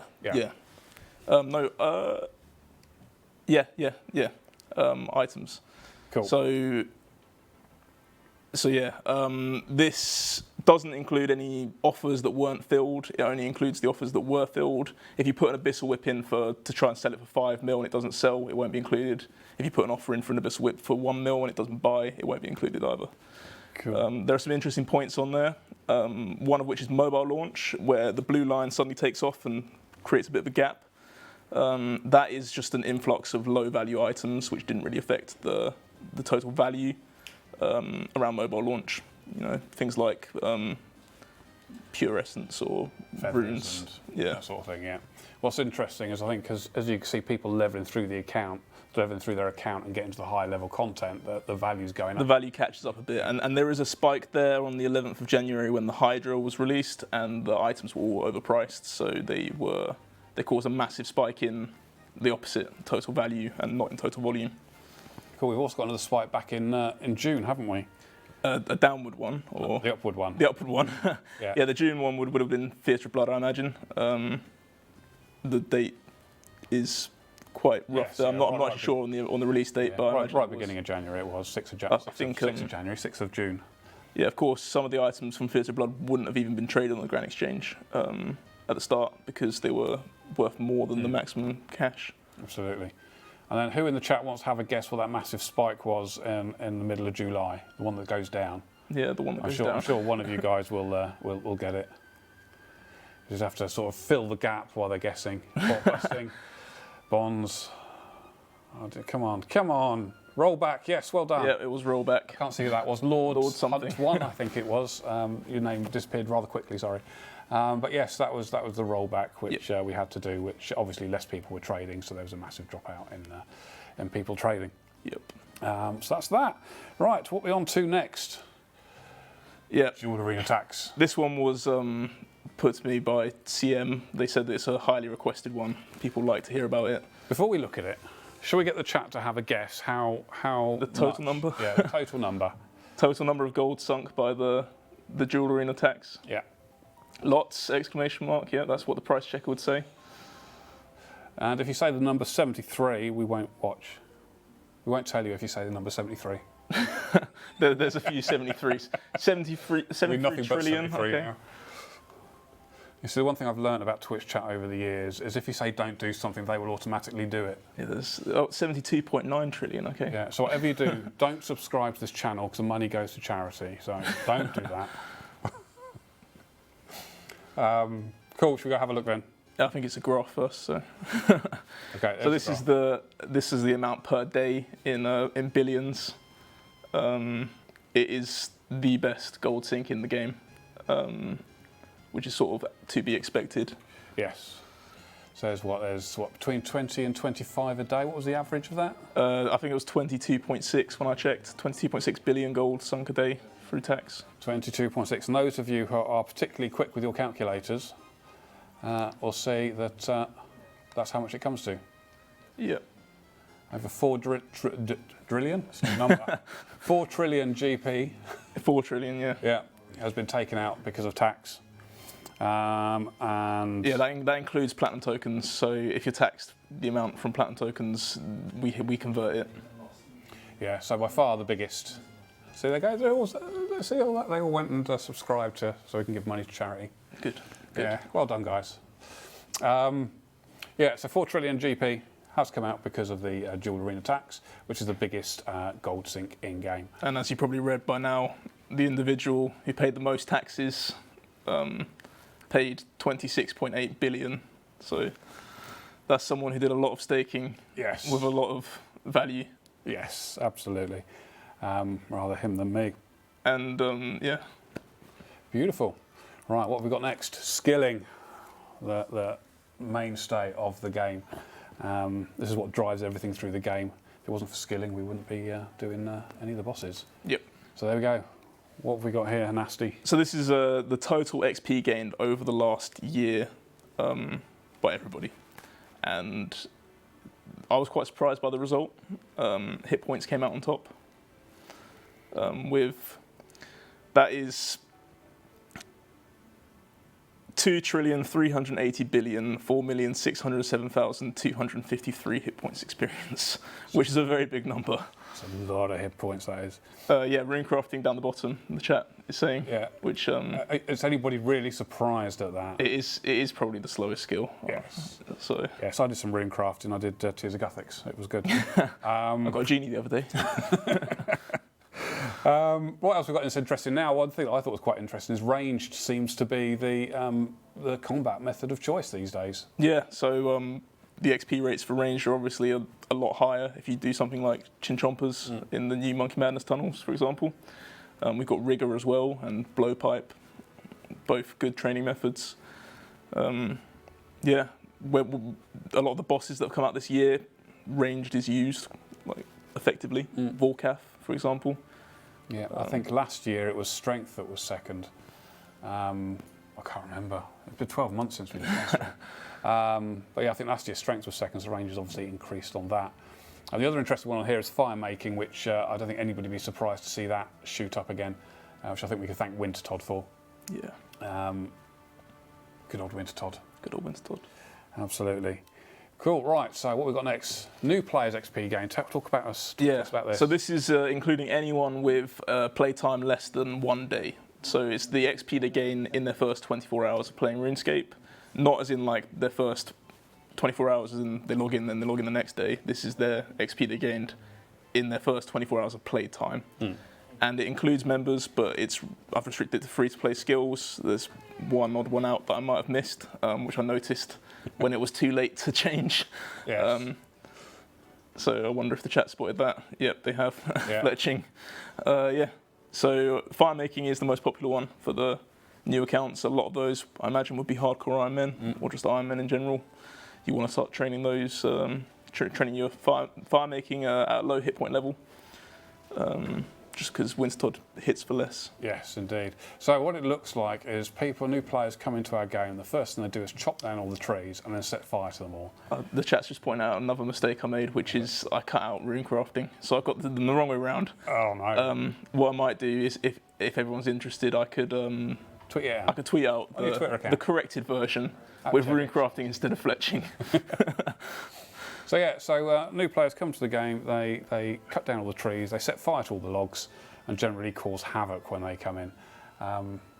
Yeah. Yeah, I don't know, I think the global warming at Gillinor is going to be a problem before long. Yeah, there must be a lot of CO2. Absolutely. In fact, when we're discussing putting together the data for this, we're looking at how we could work out how many logs are burnt, and then we could actually put a CO2 value to each one and then Mission work tracker. out what it's like. Track how much emissions being burnt in the game. That seems a bit overkill. Yeah. Anyway, logs cut. Talk about logs. Yep. So this is, as it says, logs cut each day throughout the year. No points for guessing what that spike was. It says on the x-axis the date. All this data is without the bots. We've taken all the bots out of here. So this is all what we call clean data. Yeah. So the massive spike is mobile. So a lot of people like gathering skills on mobile, and it shows in the number of logs cut. I suppose we're talking about, as they said there, the deforestation of Gillinor. I suppose the counterpoint to that is it takes about 10 seconds for a tree to grow back again, so I think we're probably all right. Yeah, I don't know if it's deforestation. I think we've added more forest, actually, if anything. But this will include any type of log of the normal kind. I think it's even got Arctic pines in there. Arctic pines, that's a log, isn't it? That is definitely a log. Yeah. It's got redwoods, it's got magic, it's got the whole lot. So we're talking generally between 30 and 35 million logs cut every single day. Right now, it looks like it might average around there. Yeah, that's a lot of cutting logs. Right, fires. What's the other thing to talk about? Yeah, this is fires lit. I don't believe this includes Winter Todd. So, yeah, that is just from regular logs, the ones from the previous slide. You can see the massive spike on mobile release, which might be returning players who don't know about Winter Todd, or maybe they're not members. And it took about a month to find out looking at that chart, doesn't it? Yeah, I mean, I imagine a lot of that would be free to play on mobile release. Yeah, so that's cool. Right, let's have a look what we've got next. Wines. So yeah, we've had a lot of new players, and a lot of people go for cooking for their first 99. So that's been on the rise. Yeah, it's a bit of a jagged line, but not as obvious a spike when mobile was released. No, absolutely, I think it's members' content. So yes, indeed. I mean, this is very similar to what we've seen from membership in general, everything has been sort of going up from the members, every sort of metric that we track. And it just shows the added amount of people that are coming in because of mobile and engaging with the game in all sorts of different ways. I'll say wine's there in a minute. Yeah, which is groovy. Right, miscellaneous. And now for something completely different. More data. More data. Yeah. Too much win, Matt. Look, somebody trying to roast me for saying wine. He spells wine wrong. Look at that. Mr. Akeem 613. Right, cool. So this is the average. When I say account age, that's what we refer to play time as. So this is the mean account age in days to reach certain milestone total levels, and starting with 500, ending in max. So yeah, that number for max is almost 250 days, which equates to about 6.6k hours. So this is in-game days playing the game. In-game so it's not playtime. 250 days from when you created your account. It is 250 days, 250 lots of 24 hours playing in-game. Playing in game, yeah. That's a substantial amount of time. Yeah. That is yes, that is a lot of time. Yep. Beautiful. Not much more to say on that. All right, what have we got next? Average daily play time. Yeah. So this is I've taken the session time of everyone and added them together for each person so that we have their total session time for the day, and I've averaged it out, split by Iron Man status. So in there's hardcore Iron Men, ultimate Iron Men, and non-Iron Men. There is the same dip as before with the rollback. Nothing much you can do there. is what it is. But the next big dip was mobile release. So that's purely because it's mean playtime plotted and a large influx of players who don't play as much as the existing players drags the mean down. Yeah, so when we released mobile, all the new players flooded into game, which is a whole load of existing and old players, as well as a whole load of people who'd never played RuneScape before because they don't play for as long. The hot average obviously comes down. But what is really fascinating, I think, is that the average has climbed back up, still with all these new players in game, to above where it was before, which I think goes to show how mobile has, I don't know, sapped away more of your lives, I think is probably the right answer. You now can't escape the game from even longer, especially the Iron Men in there who, peaking over 6 hours a day on average? Is that right? 5 hours? 5 hours a day. 5 hours a day. 5 hours. At the weekends, that's...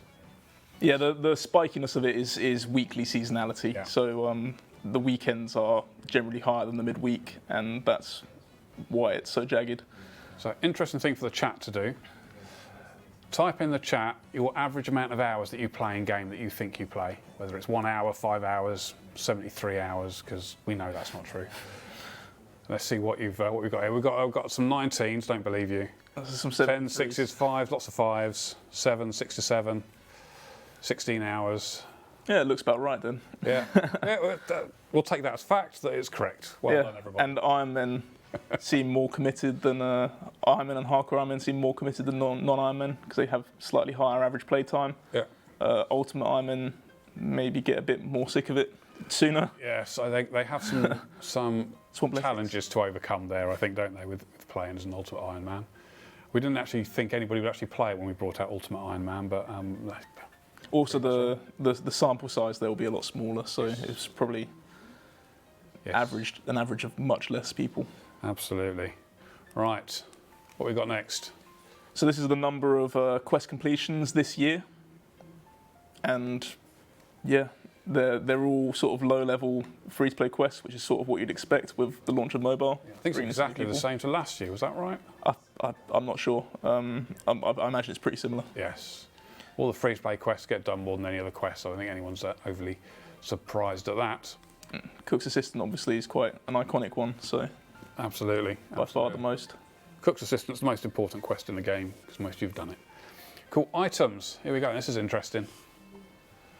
Yeah, so don't be scared by the massive change in volume of these items. They're all sort of only worth a few GP each anyway.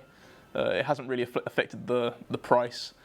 The main reason that I can think of for this is a lot of these items are sold in packs from shops, and with the release of mobile we've had to add more worlds, which accommodates more packs to cater for the the increase in Yeah, so I guess players. if we have more worlds, we have more shops, and therefore the shops have the packs at the cheaper prices, rather than And somebody in buying stock, them all, yeah. and in stock. So therefore, more of them can be bought, which drives up that number. Yeah. But yeah, they're all sort of like, they are really all, the only currency that's in there is Tokkul. That's because I've excluded coins, because it's not really an item. Well, it is an item, but not what I'd think of when I think top items in game. Coins would be number one, of course. Yeah. I think. I think Yeah. the platinum is Yeah, no, pretty definitely. high up as That's well. only 33.4 billion, so yeah, coins are definitely more than that. There's a lot of coins in game. Right, and then food. Yeah, so I was quite surprised by this. I was expecting lobsters to be number one. But yeah, me and, Mod Lottie actually gave us this bit of data. Shout out Mod Lottie, at JagXLottie on Twitter. Yeah, that is the number of food eaten. It doesn't include drinks, so things like Saradome and brews won't be included in this, even though they heal hit points. Yeah, so I was expecting lobsters to be number one. That's the conclusion that I think most people probably jump to. Yeah, I think sharks is, I mean, especially so far ahead as well. It's almost twice what lobsters are. Yeah. Which I think is quite important to know. Manta rays surprised me as well. I didn't think they'd be anywhere near as high as that. Yeah. Well, I went to the Grain Exchange the other day needing food, and I instinctively typed in sharks. So I imagine a lot of other people do the same. Yeah, well, it's probably, to be fair, it's probably easier to spell than lobster. True. Anyway. Shorter. All right, let's not forget this, of course. This is an honourable mention, which Mod Lottie wanted to include. It is number 11, which is Peaches from the Bones to Peaches spell, which I think a lot of people use for God Wars, and I used to use them for training on my pure experiments. You can stay there forever. Beautiful. And Peachy Dean in the chat there seems quite excited by it. 80 million peaches were eaten. There you go. Yeah. All right, now this is the one that you really want to know, is where all the Iron Men have died. This is probably the most exciting part of this. This is something that you and Lottie put together. This is Lottie did this.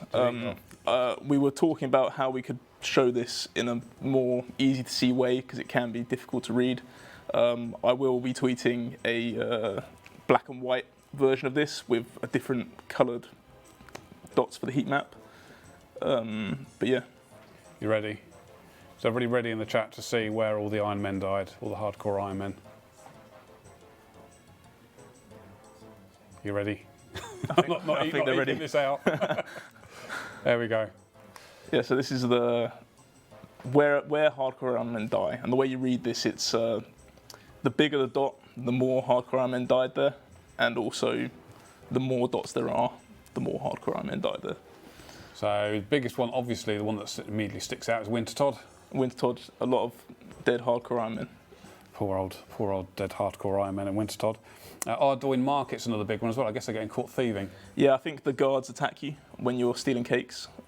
So I think a lot of people probably start out by going there to get some supplies for Winter Todd maybe. Yeah. And get caught by the guards and don't realise. Same with Drainer as well. There's a nice big blob in Drainer, which I think is probably the same thing. Yeah. And they're getting caught out. Agility Pyramid as well. Yeah. Which is a good place to get some coins to start out.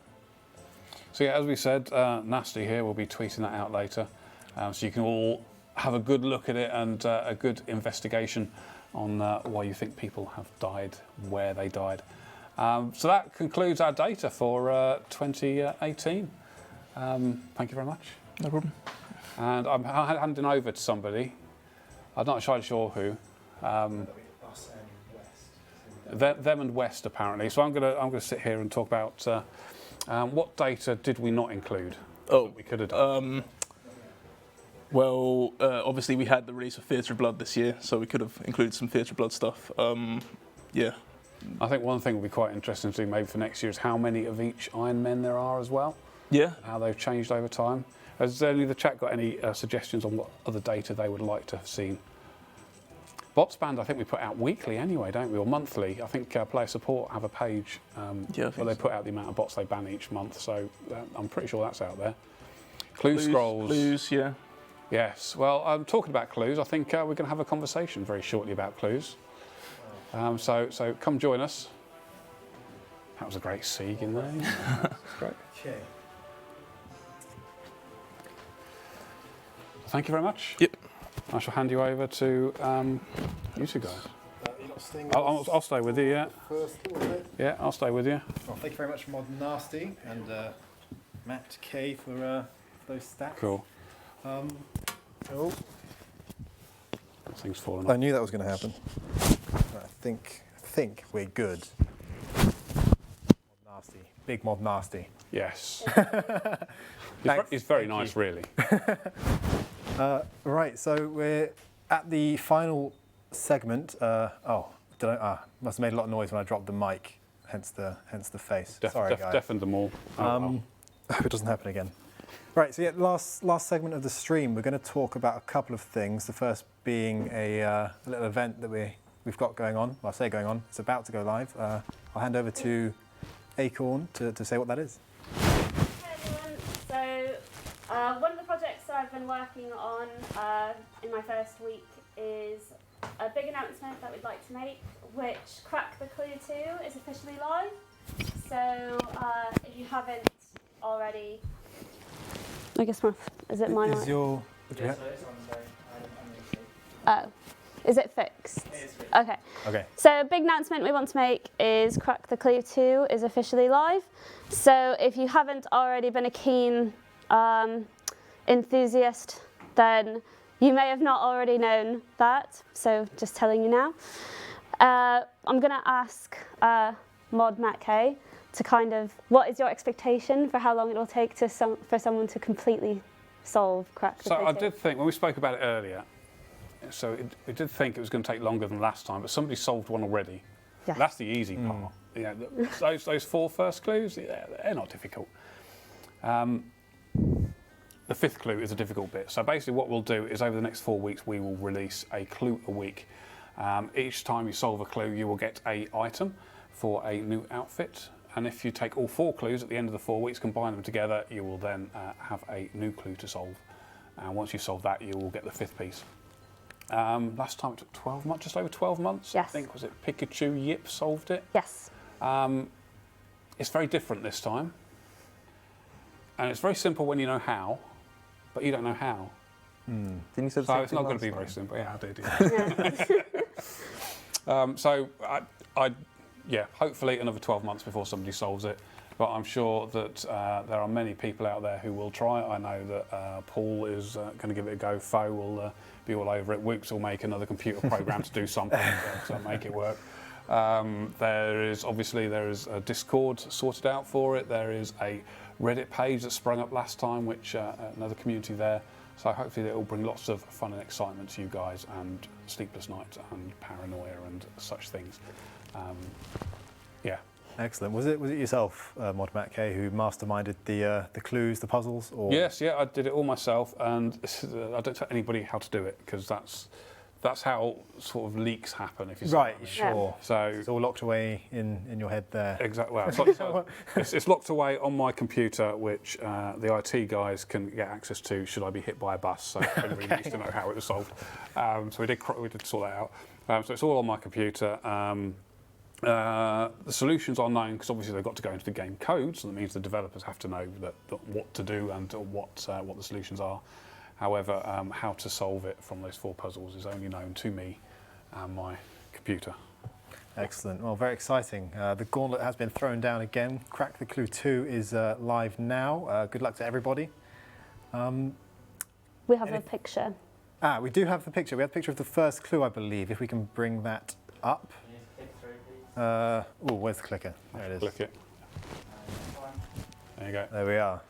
You want to click it? I'll keep clicking, shall I? So, yeah, that reads, I found a round number to eat from. And then we've also got, well, a squiggly line, an X, a bunch of numbers and some shapes. Well, it's easy. I know the answer to Can that. you explain what it means? Yes. Do you wanna? But I'm not going to. so yeah, there you are, guys. Hopefully a news post is going live right now as we speak. Yeah. which will have this on it. So don't worry, as soon as we click off it, it's not going to be gone. It's not like you're getting these few seconds to look at it. You have as much time as you want. So yeah, there you go, guys. Have at it. Best of luck to you.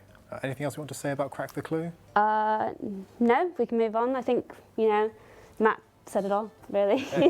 Excellent. Well, One thing, props to Mod Ghost for the outfit. It does look incredible. It does, yeah. it does look very good. Okay, so one of the other projects that I'm working on is Treasure Trail expansions. This is something that we really want to get the players involved in. We want to, it's going to be player design content. We want things in free to play if possible, new rewards, new challenges, as much content as we can fill into Treasure Trails updates. So we leave it to you guys, but we've also come up with a few ideas on our own, which you can also read on the Crack the Clue 2 news post that is being linked into your Twitch chat now. So can we pull up some of the rewards first? I am Chief Clicker. Yeah.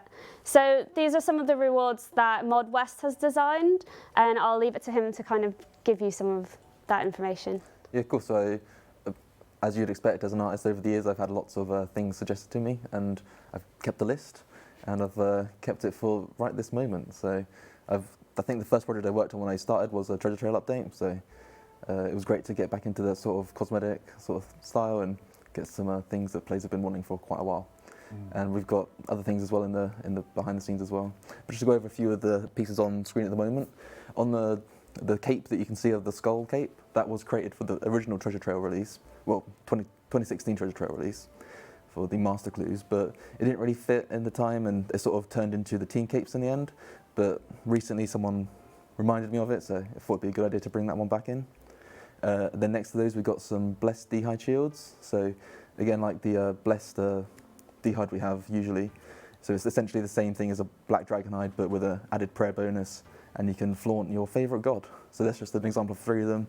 Obviously there'll be ones for Guthix, Bandos and Armadillo as well. And then we have some Gilded Dragon Hide. Again, it's a bit like Black Dragon Hide, but gold, a bit like Gilded armour is. It's like Rune, but gilded. And then what he's got on his feet there are manacles. So this came up, I was looking through the...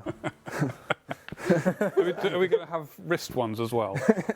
But I mean, potentially. It has a good concept, so just hear it it's got a out. good is the concept. neck one a bit too far? No, that's a little too far.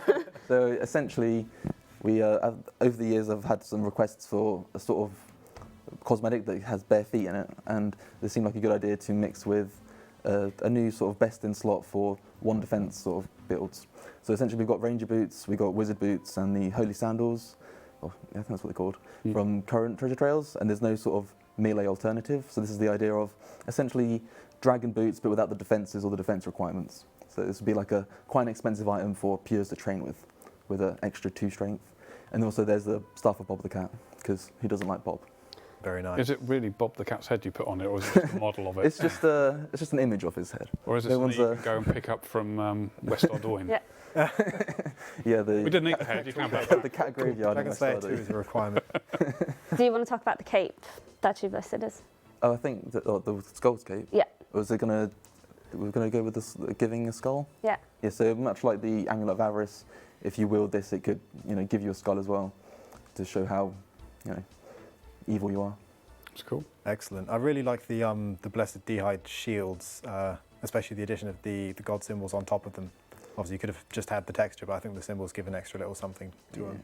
They look really nice. I think Smoothie in the chat had a good idea, which was to have a Neve's head on a stake one as well. Oh God. This could get very dark. So, with a lot of things in Old School, the expansion will need to pass a poll before we can release any rewards for a new expansion. So we'll be polling that hopefully quite soon, just so that you're aware. But we also want to get your guys' feedback, your ideas, your challenges, any design concepts. We're here to listen, and these aren't set in stone. The design isn't set in stone, just so that you're aware for full transparency. There's a few other things I want to talk about when it comes to the Treasure Trails expansion. So I mentioned very briefly that we want to introduce free-to-play element to it. We think that a beginner clue scrolls, which is a 1 to 2 step clue scroll, that just is in free-to-play areas, free-to-play related challenges, that will give free-to-play items, would be a really great way to introduce clue scrolls to everyone. So that way that maybe they'll be told by this tutor that we've kind of put as an option, again up to you guys, that will then show them you could do a lot more if you had members, or if you like wanted to be if you wanted to get things like the Cape of Skulls, for instance. The other things that we wanted to include were stackable clue scrolls. Again, this is entirely up to you guys, and that also is stackable caskets. A lot of times we've heard people say things that they have to leave mid-raid, or they've got to leave mid-combat from doing Slayer because they've received a clue scroll and they need to quickly turn it into Watson so that they can get another one. So this is kind of to fill in some of the pressure off of having to do it so often.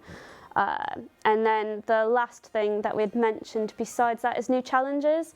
We really do want to do this new puzzle challenge that could then, whether it be new sliders or something that you guys could come up with, maybe bringing Rune Doku back into a casket. Might not always be the best, but something, again, entirely up to you guys.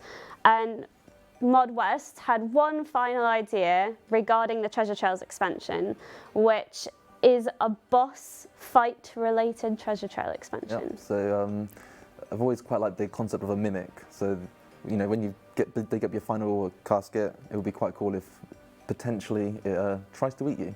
So yes, obviously I don't want to go through the entire design. I'd like to hear this idea from the players as well, get their sort of feedback from it. But yeah, this would, I think, ideally be just the top end clue, so masters and elites. And this will add a nice little challenge for those who are hunting for clues, and with maybe certain rewards that are unique to that sort of thing as well. So yeah. Obviously, the design is still open to suggestions and feedback. I think the way we've pitched it in the post is that it would be for master and elites roles. Is that right? Yes. So we don't want people who are fresh out of free-to-play, just got members for the first week. They do an easy clue scroll. First thing that happens to them is they get eaten by it. That's not what we're going for. No. But we do want to add a little challenge or something really, a little bit more interesting to the end of the treasure trail. I really like that idea. Actually, I think out of all of them, that one really gets me excited. Yeah. Finally, we want to do a graphical change for the clue scrolls themselves, without having to hover your mouse over which one you've received, because they all look the same. We want some sort of a graphical change, whether it be a ribbon or they're coloured a different way.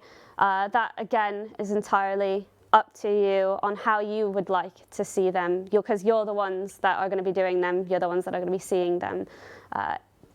Entirely your suggestions. We are on board. We haven't designed anything, so we are literally waiting for you guys. So I think that is all of the things that we've added in the news post in terms of that. Yeah. Excellent. Yeah, so that's live on the website now, guys. Well, if you don't know already, it's oldschool.runescape.com. All the news is there. So the post we're talking about with... How can any of them not know our well, website? just in case, We don't need I'm not to be sure who's anymore, watching. 'cause you just play news post is right there at the top, hopefully. So yeah, click on that and you'll see the first crack the clue if you've missed it, and the Treasure Trails expansion that we've just hit. So anything else to add, guys, regarding either of those? Go out, design, Start sending submit your ideas. Jagex West on Twitter, hit me up with some cosmetic ideas and I'll add them to a list. Post them anywhere. I mean, we'll be looking everywhere. Reddit, Twitter, forums, email, post them, get them out there. Excellent. So I'm going to thank everybody on the sofa with me. I think that just about wraps up the birthday stream. I'd like to also thank you guys for watching. We've had an excellent time reminiscing and talking about all things old school for the past 6 years and the exciting future ahead of us. Sorry, I left my shoes on by accident. Whoops. Yeah, I do have shoes. So yeah, this has been a lot of fun. Thank you, Mod Acorn, Mod Matt K, and Mod West. We're going to wrap things up, and we'll catch you hopefully after another exciting year in, well, 20. Wow, we've got another 6 years to go. Well, yeah, no, 6. Here's to another 6 years. Yep. We'll see you in 365 days. Yes. Yeah. Yes. Well, thank you very much, and bye-bye. All right. Yeah.